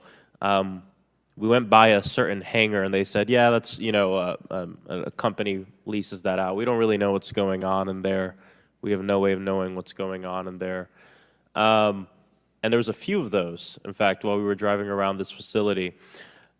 To what extent do you think that some of the UAP out there comes from off the books or unauthorized experimental aircraft? I mean, I think probably the vast majority of UAP are drones, experimental aircraft, weather conditions, which is, again, why I say if we review the data, I think we're going to discover a lot about things we weren't even thinking about. But there is a percentage that isn't. And looking into those anomalies is how discoveries will be made. And relative to science, Congressman, if I can say, when NASA studies black holes, when NASA studies galaxies, we have instruments that are tailored to do so. With UAP, we're using cockpit gun cameras or cell phones. We could never do good science with that. And let me tell you, the NASA budget is under pressure. We need to make sure that the Artemis program is funded fully. We need to beat China to the moon and maintain our presence in low Earth orbit. So NASA would need more money to do this, but I think tailored instruments that would look at UAP in the same way that we have tailored instruments to look at astronomical data is important to gathering valuable and uniform information. If we were studying black holes by using fighter cockpit cameras, we probably wouldn't know that much about black holes. 100%. Well, I think it's important that federal leaders take the necessary steps to ensure that UAP does not pose threats to the American public as well, and that we have the necessary budgets to collect this data so we can actually see what's going on. And I'm fully supportive of funding the Artemis mission. I think it's very important. Also, a personal note, the pilot is a frat brother of mine. He is a member of the Phi Beta Sigma Fraternity Incorporated, and so I would love to see my fraternity make it to the moon. But Redwire is building the cameras for Artemis, so we will take some pictures of your frat brother and get them. There we go. Thank you so much. I yield back. Thank you. I will now recognize Ms. Luna for 5 minutes of questioning. Mr. Elizondo, to your knowledge, can you name the country and around time frame that the first back-engineered UAP program started? Ma'am, unfortunately, I would not be able to have that conversation in public. Can anyone on the panel name that? None of you? Okay. This next question is for Mr. Gallaudet. To your knowledge, have any USOs ever outpaced our submarines? Yes, ma'am. At what magnitude? I don't have the exact speed, but again, a witness came to me, a credible former submarine officer who observed it on sonar data. And this was in the 80s in the North Atlantic during a storm, and it outpaced his submarine by orders of magnitude. Are you aware of any hotspots that currently exist off our shores in North America? Not with sufficiently credible data, ma'am. Okay, we've heard reports of there potentially being hotspots, maybe entry and exit points. Have you heard of any of that?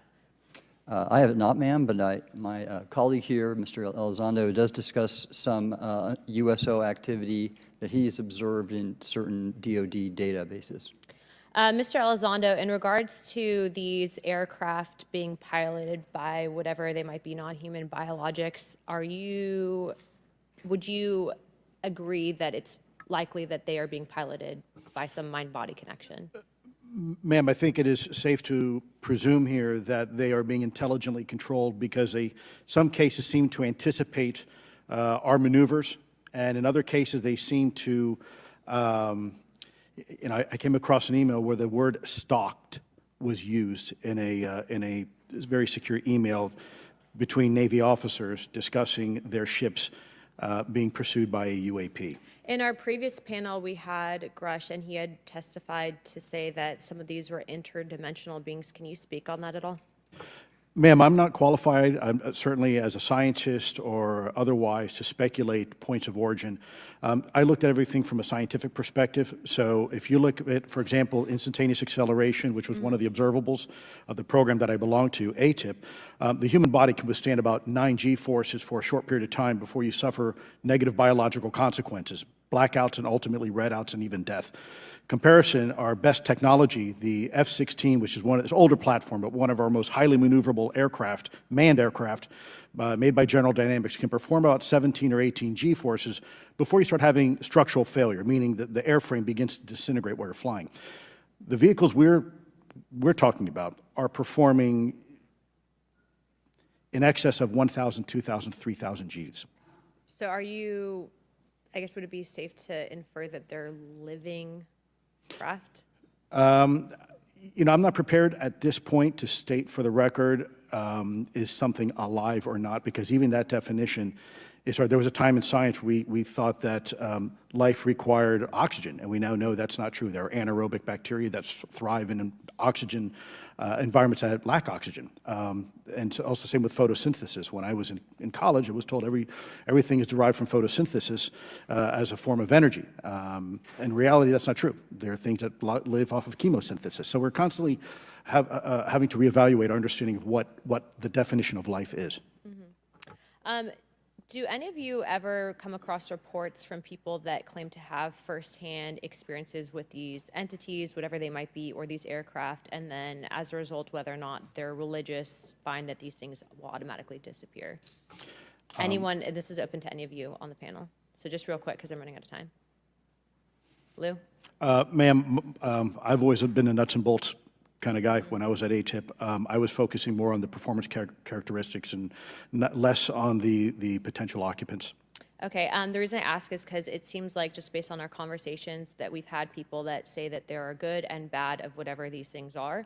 And so my concern from a national security perspective is A, that true? B, are you guys hearing the reports of that? And C, I think moving forward in regards to technology, Mr. Gold, if you can answer this real quickly, some of these aircraft, it seems that they are operating off of energy that we don't currently have. But just yes or no, in your opinion, if we were able to obtain that, would that impact humanity for the better or negative? Would certainly save us some money on funding on Artemis. Definitely. And this is a national security issue, that if there is such technology out there, we're not the only country that might have access to it. We don't want to be on the wrong end of technological surprise. Okay, thank you guys for your time. All right, thank you. I will now recognize Mr. Garcia for 5 minutes. Thank you, and I apologize for stepping out. My governor is here upstairs, so I'm trying to get in between meetings, so apologize for that. I want to just start by just asking everyone on the panel or witnesses, and I had a chance to read all the testimony before, but just to set the agenda, if we can go down real briefly, do you believe, just for the record, that the federal government, any part of the federal government, is knowingly concealing evidence about UAPs from the public? Yes, sir. 100%. Yes. Yes. Thank you. I also want to just go down the line. I know many of you have already said this, but just for the record again, just briefly, what do you believe UAPs could be or are? Strong evidence that they are non-human, higher intelligence. I echo my colleague's comment, sir. Genuinely do not know. Don't know, but we must find out. Okay, thank you. I appreciate those answers, gentlemen. I think this is obviously another remarkable hearing with just really important information, so I thank all of you for answering the questions.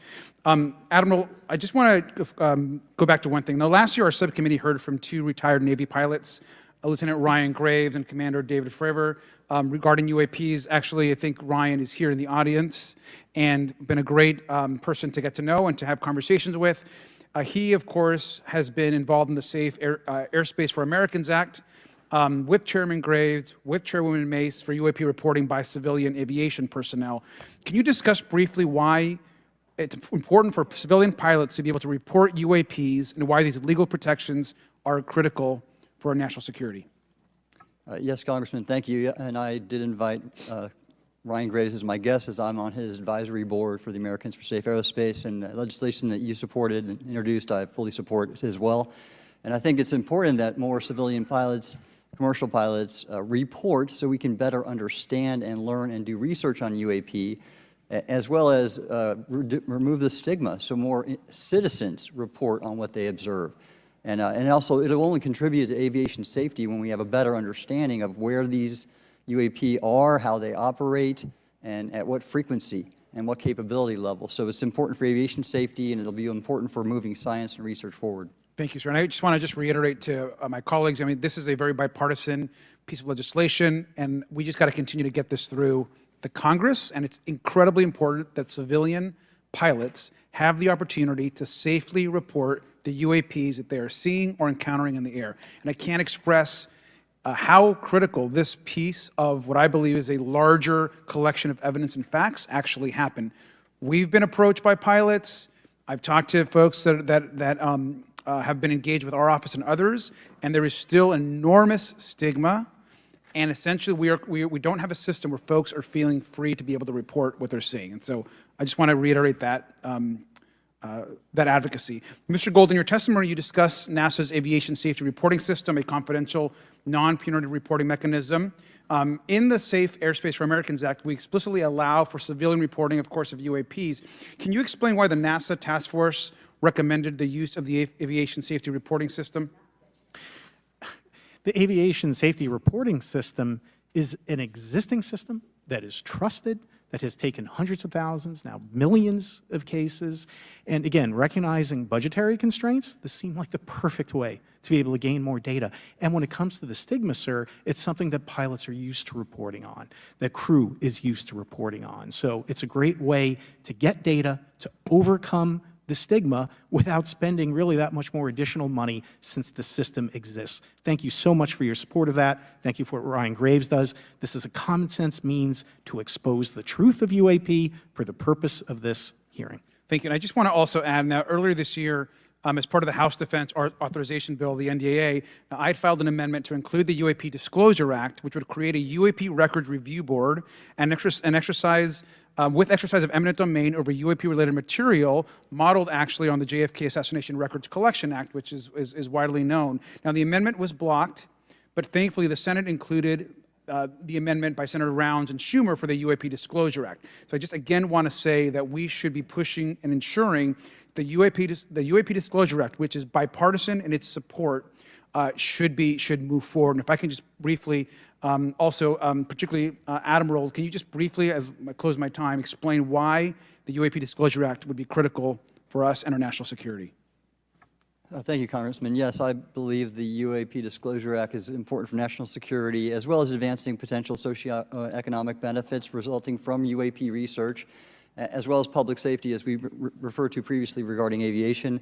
And this act will allow for greater transparency and open research, and that's why I'm also a member of the UAP Disclosure Fund as an advisor, as in the Sol Foundation, as an advisor, senior strategic advisor, which is advocating for the same. Thank you very much. I yield back. All right, thank you. I'd like to recognize Mr. Biggs for 5 minutes of questioning. Thank you, Madam Chair. Thank you for holding this committee. Thank you to the witnesses.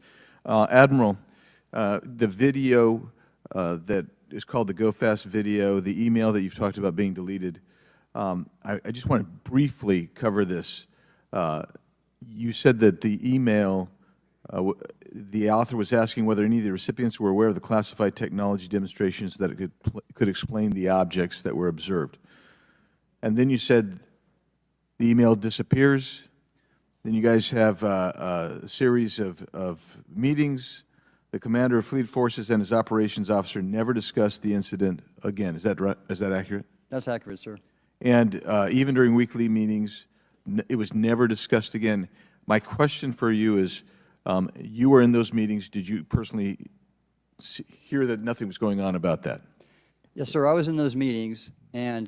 Did you make inquiries about that? No, I did not, sir, because I inferred, since I had been read into other special access programs, that this UAP video was part of one that I was not read into, or any of the recipients, or the author of the email, and that an intelligence agency basically pulled it back and instructed the author of the email, hey, this is, you just conducted what they call spillage into a lower classification level, and when that's done, the procedures are basically to remove any of the communication. You're going to silo it. So, and you, Mr. Elizondo, you said in your report and your testimony today, a government work on the UAP subject still remains classified. Excessive secrecy has led to grave misdeeds against loyal civil servants, military personnel, and the public, all to hide the fact that we are not alone in the cosmos. Fair? Yes, sir. All right. And all of you, and Mr. Shellenberger, by the way, I've read several of your books, Mr. Shellenberger, excellent stuff. Thank you. What I would say, too, is you were asked about the veracity of the author of this report. You're comfortable with the veracity? Yes. Okay. And then, and I'll get to you in a second, Mr. Gold. We'll talk about Kuhnian and Lakatoshian scientific advancement and how we're obviating that through these processes. But we'll get to that in a sec. Because what I want to really get to is the ultimate question really becomes this. For what purpose is the federal government overclassifying, because that's what they're doing, they're overclassifying, and forbidding the public for getting access to this? And if you know, if you have an explanation, I'm curious, because I know what I've been told. I just want to know from your perspective, why do they overclassify? Mr. Elizondo, you look like your finger on the button, ready to go. Yes, sir. Forgive me. I think there's several reasons. I think at the time when this reality became evident to the U.S. government, we were in the middle of the Cold War with then Soviet Union, and we did not want to tip our hands to what our knowledge base was on this topic. We did not want to broadcast that to the Cold War's long over. It is, sir. It is, sir. There's also then the philosophical argument that the Department of Defense and the intelligence community is solution-oriented. And when you don't have answers, it's a really tough spot to be in. It's easier to be quiet and suppressed than if you don't have the answer. Indeed, sir. In fact, there's a very real example when we built the U-2 spy plane and flew it over then Russia, and we're taking reconnaissance. And when we first started flying the aircraft, it flew so high and so fast we thought they weren't tracking us. In reality, they were tracking every flight. It wasn't until the Russians could develop the SA-2 surface-to-air missile and successfully shoot them down. I would suggest to you also, along with Lakatos and Kuhn, you also have a problem with Kenneth Arrow's path dependence or increasing returns. That's one reason why they won't disclose it. It's too painful to admit. But I just want to read a couple things from Mr. Shellenberger's what he gave to us today, because I think this is interesting stuff, and I just want to convey this to you. On USG networks, there exists infrared footage of and imagery of a grouping of vessels engaged in SIGINT and massive collection at night in a specific area of the Pacific Ocean. This footage, which was in close proximity to the vessels, a large equilateral triangle UAP suddenly appears directly over the ships. These three bright points are seen at each bottom corner of the UAP, which is observed to slowly rotate on its horizontal axis. And he goes on to describe that. And I just want to read one more, and I'm doing this because I think it's interesting. This stuff is interesting as anything. So let's get this one here, right here. While performing a routine airspace surveillance and control mission in the Eastern Air Defense Sector, an F-22 fighter observed multiple UAP contacts at mission altitude. Moving to intercept the F-22 pilot noted multiple metallic orbs slightly smaller than a sedan hovering in place. Upon vectoring towards the UAPs, a smaller formation of the metallic orbs accelerated at rapid speed towards the F-22, which was unable to establish radar locks on the presumed hostile UAPs. The F-22 broke trajectory and attempted to evade, but was intercepted and boxed in by approximately 3 to 6 UAPs. And then I'll leave that there, but because I just have no more time left. Well, she's not looking. So let's just get into, let's get into part of this. I thought I would be saved by the bell. No. Let's talk about Kuhnian, Lakatoshian type of scientific development. And the problem that we have here is you have institutional blockage of what would be normal development of scientific ideas. And if you want to expand that, Mr. Gold. We're over time, so be very fast, please. I'll just say I'm a recovering attorney, so please take it easy on the science. But all breakthroughs have been heretical at first, and that's the challenge that we face, particularly with something as extraordinary as this, which is why gathering the data is so important. And I'll just end by saying, by the way, the overclassification of material is in no way limited to UAP. That is occurring throughout the government, as well as the inability to get people classifications in a timely and efficient manner, and then to have those classifications be broad enough to be useful. So this is a larger issue that I hope that Congress will look at. Thank you. Thank you, Mr. Biggs. I've been generous. All right, Mr. Burleson, I'll recognize you for 5 minutes of questions, please.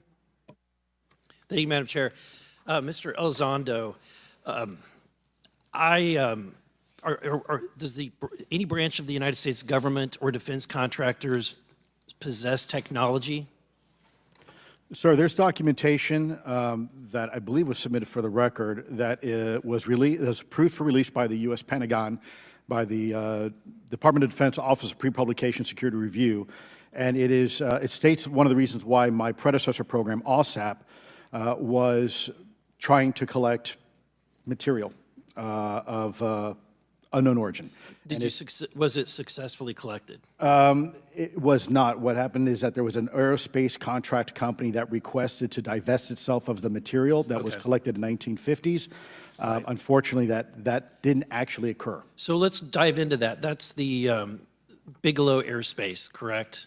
So yes, sir. There was a journalist, Christopher Sharp, who said that there was a transfer between Lockheed Martin, Bigelow Aerospace, and the CIA allegedly blocked this. Can you describe that? What I can say is that it was blocked. Why it was blocked, I can only surmise. I was part of some conversations later on with some of those contract personnel where they had told all of us that is accurate. What we required was a memo from the Secretary of the Air Force in order to make that complete, and that never occurred. And so when Secretary Mattis became Secretary of Defense, I decided it would be appropriate for me to try to receive a memo from him as SecDef, as Secretary of Defense, if we could not get a memo from the Secretary of the Air Force to transfer that material. So if that material exists today, who's in possession? Sir, I wouldn't be able to have that conversation in an open hearing. We'd probably have to have that. Okay, my question to you then is, if we were in a secure setting, if we were in a SCIF, would you be able to provide or get access to something, whether it's visuals or material that we could put our hands on, or biologics, that would convince me, that would show me that we have non-human origins? Sir, that decision would not be mine. That would be to the gatekeeper still in the U.S. government. And who would we, so if you were in our shoes, where would you go from here? How would you get that information? A lot of times we just don't know who to ask because we don't know where to go next. So if you were in our shoes, where would you go? Well, I prefer to answer that question in a closed session. However, we established AARO for that very purpose, and unfortunately, under its previous leadership, it failed. So one would hope that they would have the authorities necessary to do that. Let's hope that this new iteration of leadership will be successful. In the discussions, it's simply about material, or is there discussion about it was previously testified that there was biologics that were collected. Are you aware of any of that? I am, sir, aware of the reporting that biologics have been recovered. Again, my focus was more nuts and bolts, looking at the physical aspects of these phenomenon, how they interacted around military equities and nuclear equities. So I'm certainly not a medical expert. I would not be able to probably provide you a whole lot of value in that simply because I don't have the expertise. But was anything described as that we have possession of bodies? Yes, yes, sir. Is it multiple types of creatures or? Sir, I couldn't answer that. I can tell you anecdotally that it was discussed quite a bit when I was at the Pentagon. The problem is the supposed collection of these biological samples occurred before my time, in fact, before I was even born. And was this part of the Lockheed Martin discussion, or was this the biologics is a completely separate? Separate yet related. Okay. Has anyone made contact?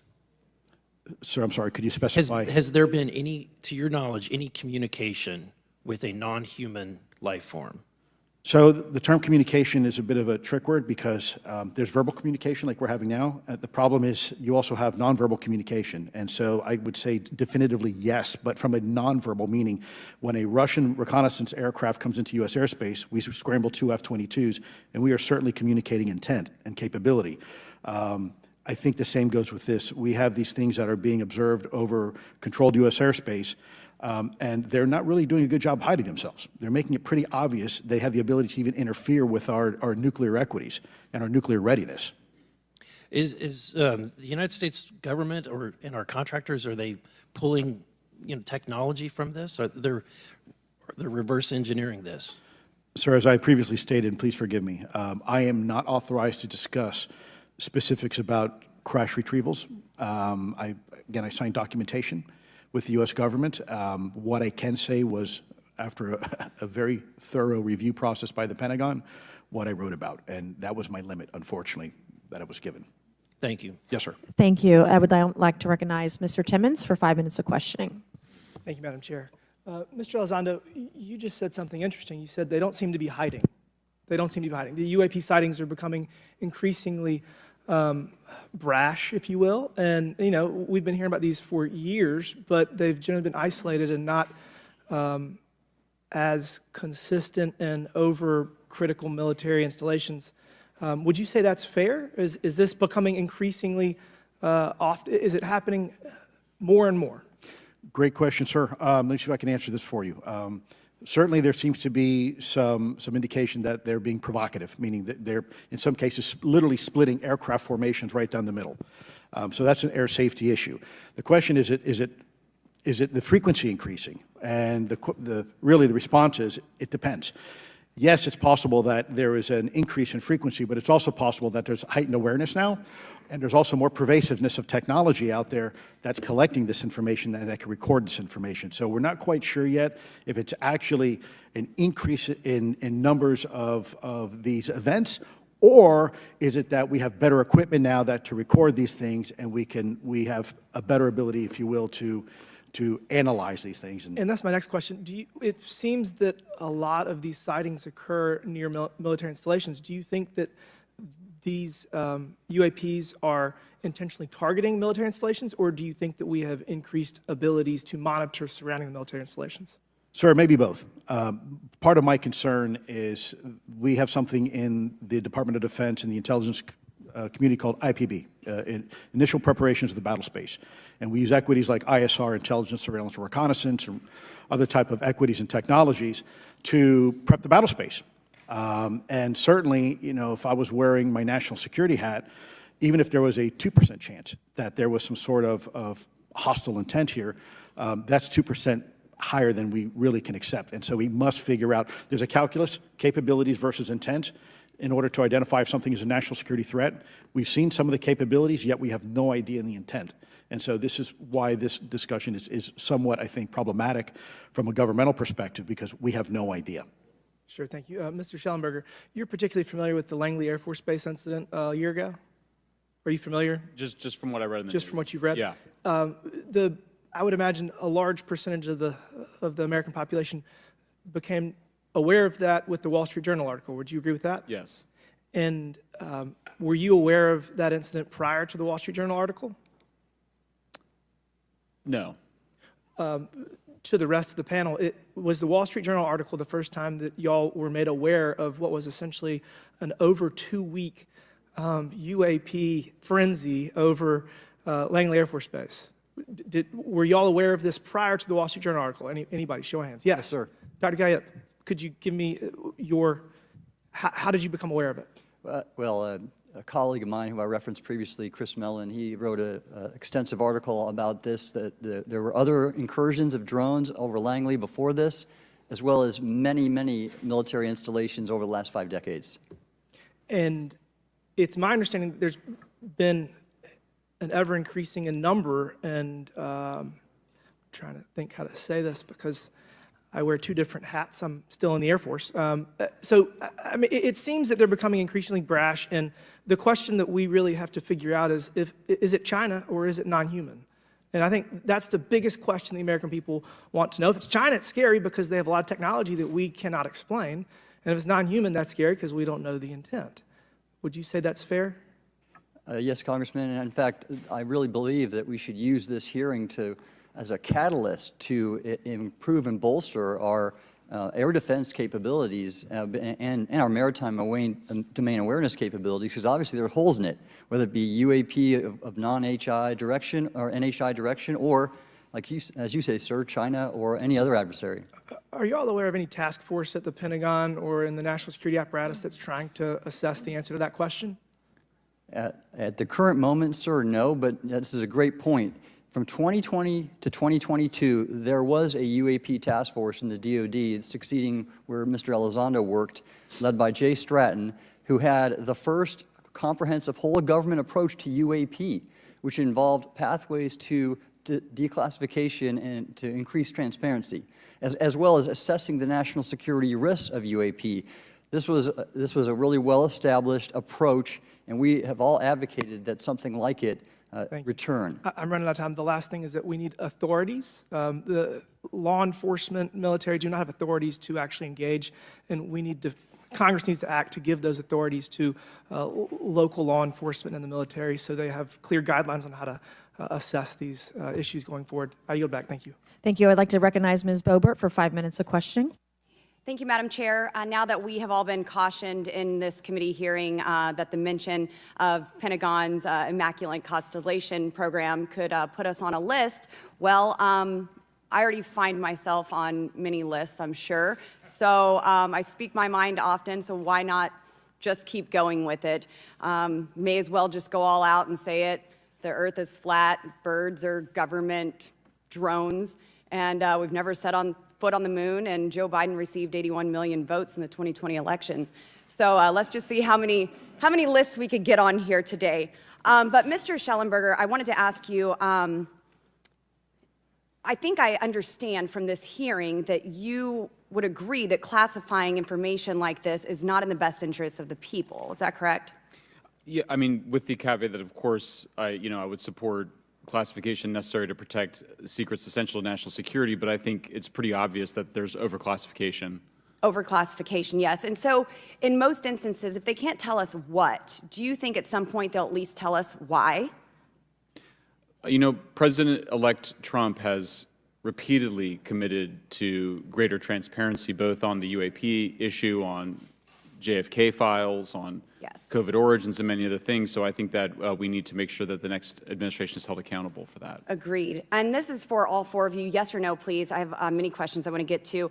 Are there any known instances of recovered materials or technologies that are not of human origin and maybe connected to any advanced bioscience defense programs within the USG? I don't know. I wouldn't be able to answer that, ma'am.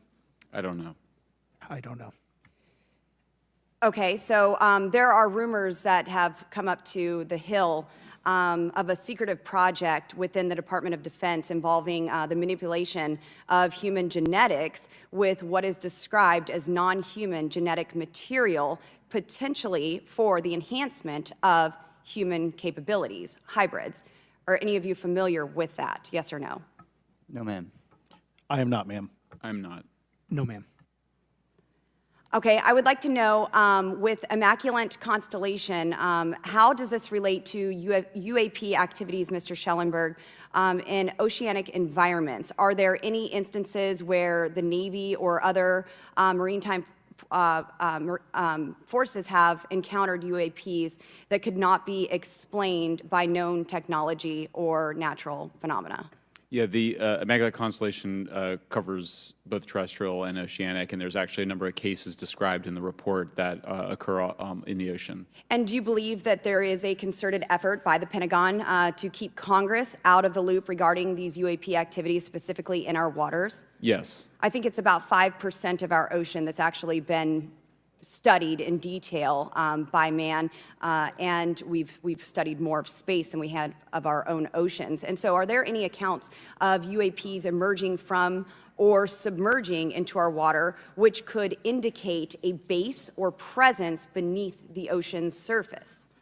I don't know about a base, but as I mentioned, I had a different source entirely describe this pretty extraordinary footage that exists of orbs, of an orb coming out of the ocean and being met by another orb.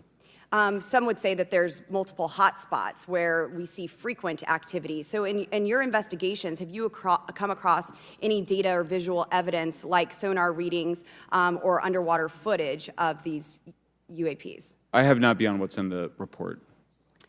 You've written about UAPs not only in the air but in underwater. Are there any specifics on what you've learned about the UAP activity in our oceans? Particularly, have you spoken with sources who have provided any evidence or eyewitness accounts of these UAPs interacting with our naval forces or being detected by our underwater surveillance systems? Nothing beyond what's in the report and then the specific case that I mentioned with the orbs. So this report says it all. There's no other information that we are aware of regarding the activity within our waters. I have other sources that have told me that have shared a significant amount of information, but they're not comfortable with me sharing it at this point. Okay. Are there any technological capabilities observed in these oceanic UAPs that seem to defy our current understanding of physics or our engineering capabilities? It seems like they all do. Yes, I would agree with that. My time is up, but I do appreciate your bravery, your courage for coming here and speaking today. And it seems like there's still some questions that we need answers to, and we will not relent until we get those to the American people. Thank you all. Thank you. I move to allow myself and the ranking member 5 additional minutes for questions without objection, so ordered. Mr. Elizondo, were you read into the Immaculate Constellation program? Ma'am, I would not be authorized to confirm nor deny the existence of any ongoing or past program, especially as it relates to a special access program, either by name or trigraph. Okay, and then does the U.S. government or private contractors, do they work with other foreign countries, China, for example, to exchange data, quote, from a source, that intelligence data about UAP? Let me see if I can answer that a little bit more generally, ma'am, if I may. We do have foreign material exploitation programs. That is something that is widely known, and that term itself is unclassified. How exactly that works becomes a bit sensitive. A discussion we could certainly have in a closed session if you like. We do work with international partners and allies quite often, not just in military exercises and workups, but in other intelligence efforts as well. In terms of material that's given to private contractors, is certain material given to certain contractors because of their experience? So, for example, if it's related to submerged and undersea propulsion, would it go to a general contractor like General Dynamics? Yes, ma'am, absolutely correct. Different contractors have different levels of expertise. What's Lockheed's expertise? Aerospace, ma'am. In the UAP space, that's all that, they wouldn't do submerged? No, I didn't say that, ma'am. Okay. Lockheed Martin and others do quite a bit of work both in our atmosphere, in space, and even underwater. There are certain efforts to. It's a tough question you're asking. You put me on the spot here. I'm looking for the answer. Yes, ma'am. No, they are involved in a lot. I would rather let Lockheed Martin explain the different domains that they are involved with. Probably not authorized to discuss that, but they are involved in a lot of different areas and domains. Admiral, flight safety risks for our pilots, based on what you've experienced and seen in your career. They're extensive, and the one exercise I referred to where I received the email that was then deleted was the pilots, and this is worth bringing out. There are debunkers out there who have said the Go Fast video was just a balloon. That was only one video that was released. There were dozens of these encounters that pilots, friends of Ryan Graves, who's in this room right here, witnessed and caused significant safety concerns. And to almost call out and exercise it and shut it down, which is very compressed, and the carrier's getting ready for deployment, and the pilots have to get certified to land on a carrier, it's extreme, to say the least. All right, I have two last questions. Real quickly, Mr. Shellenberger, how do we get more whistleblowers to come forward?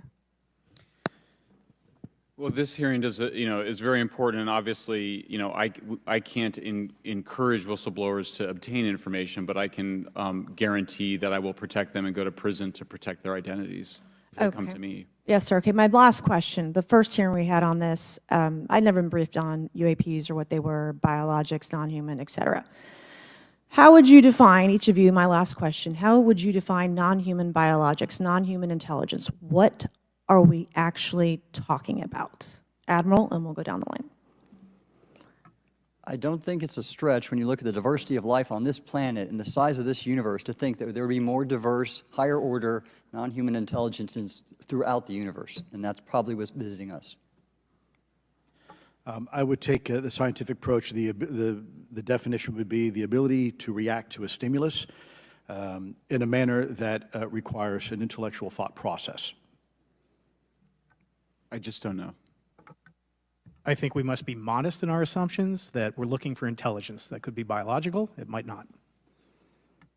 Non-biological, but what non-biological intelligence, what does that mean, though? Artificial intelligence, ML, machines. We assume that all intelligence would be like us, and every time we look out in the universe, we are humbled relative to what we don't know in terms of the forms of intelligence and what it may take. I can assure you I probably can't answer your question, but I think the ultimate answer is going to surprise us all. And then Mr. Garcia, you had a few closing remarks. I know we're about to hit votes here, so I'll be brief. Just, I want to thank you all for being here. I want to thank Chairwoman Mace especially for holding this important bipartisan hearing. And I want to thank all the committee members that are interested in this topic. I think our commitment to all of you and all the folks that have contacted us, and certainly to the advocates and the pilots, is that we need to continue investigating UAPs. I think the country the country is owed explanations and to ensure that the safety of national security is always protected. This is a conversation and questioning that must continue, so I'm very grateful to all of you. And I also just want to add, just personally, I think it's really important for me, two things guide my questioning and my observations on UAPs. One is we should always be guided by facts, science, and data, and stay serious on those issues. And the second thing is I think that we should not limit our imagination and our thoughts and our curiosity on what UAPs could actually be. And I think those two things for me are really important, and I'm grateful for all of you to be here. So with that, I yield back.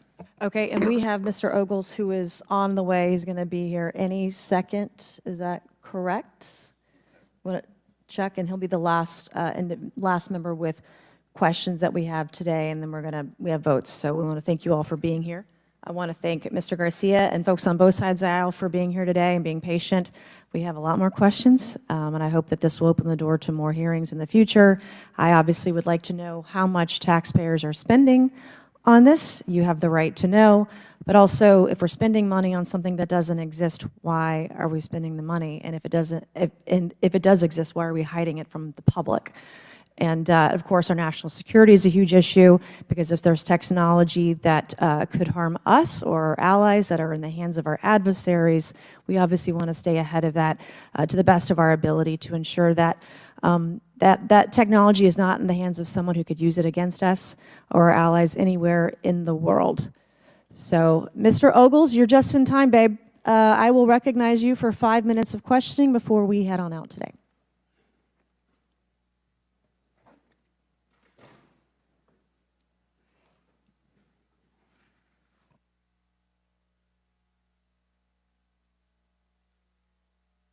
Well, thank you all for being here, and Madam Chairwoman, I'm out of breath because I sprinted to get here, but this is an important hearing. I think we all know that there's something going on. Mr. Elizondo, based on your knowledge of UAP sightings, do you believe it's fair to say that they are especially common near nuclear sites? Yes, sir. Mr. Congressman, I absolutely am convinced of that, as are my colleagues inside the government. And the reason why I posed that question, and this has been one of my talking points from the beginning, is, Oak Ridge is in Tennessee. The so-called weather balloon that drifted, that we now know was controlled, it passed near Oak Ridge. It obviously is a sensitive site, both of interest to our adversaries and to whatever else this is. Because we know that at military installations, at sensitive locations, such as nuclear facilities, that we're seeing this take place. So the question is what is it? Do you believe they've caused an irregular activity, and why might they be interested in those sites? Sir, in some cases, it's actually regular activity. You'd be surprised. There's actually documentation right now that's been submitted. It's not just Oak Ridge. It's Savannah River Site, SRS. It's also Los Alamos. A lot of our sensitive R&D locations appear to be under some sort of surveillance and monitoring. Why? Well, because a lot of innovation comes out of those areas, a lot of new technologies, a lot of, if you will, disruptive technologies that we use for our national defense originates out of those locations, and advanced concepts in physics as well. So if I was doing any type of reconnaissance, even on a foreign adversary, that's a great target to start with. Sure, and again, this has been one of my talking points. I do have questions. What role might the Department of Energy or its subsidiaries or affiliates have in this type of technology, or possessing this type of technology, whether it's ours or others? Mr. Gallaudet, I think your testimony has been pretty clear, but would you please reiterate that do you believe UAPs pose a threat to pilots? Excuse me. Yes, sir. Absolutely. They were threatening Navy pilots during the exercise that my people were involved with in 2015, and it's my understanding they're risking pilot safety, commercial and military, today.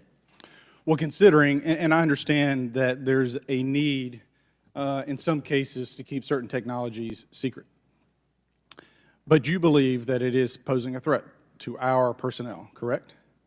Yes, sir. So I think it's reasonable to conclude that if there is a threat to our personnel who are serving our country faithfully, that there be oversight. 100%, Congressman. And in fact, that's the one thing that we've not talked about enough during this hearing is the fact that the government executive branch not sharing with Congress what it knows about UAP infringes on your legislative and oversight responsibilities to such an extent that's very concerning. I mean, what else are we, if you look at national security or intelligence or foreign affairs or appropriations, you all have oversight and legislative responsibility regarding those. This UAP issue may be the greatest issue of our time, and it's being hid from you. Well, I mean, and to your point, I think we've seen over the decades that we have certain adversaries like China, like Russia, that technologically speaking are not as advanced as us, that they lack some of the lethality that we have, and that we've seen that they've gone after our technologies and in some cases succeeded, in particular with missile technology. And so again, my concern, whether this technology emanates from us or otherworldly, that we know that we possess it. And where's the accountability? Where are the stopgaps? What are the guarantees that if this were to fall in enemy hands, that it isn't immediately weaponized against us? And I'll say this, it is clear from my experience and what I've seen that there is something out there. The question is it ours? Is it someone else's? Or is it otherworldly? And Madam Chairman, I would posit that as the legislative body, as the regulatory body, we must know.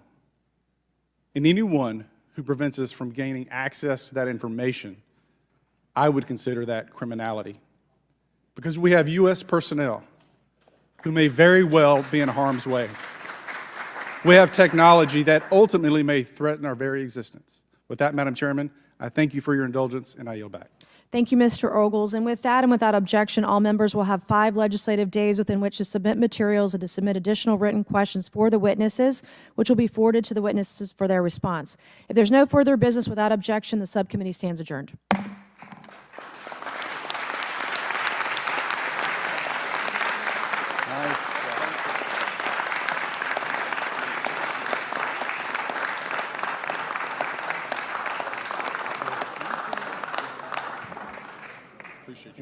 done, sir. Thank you. That was a nice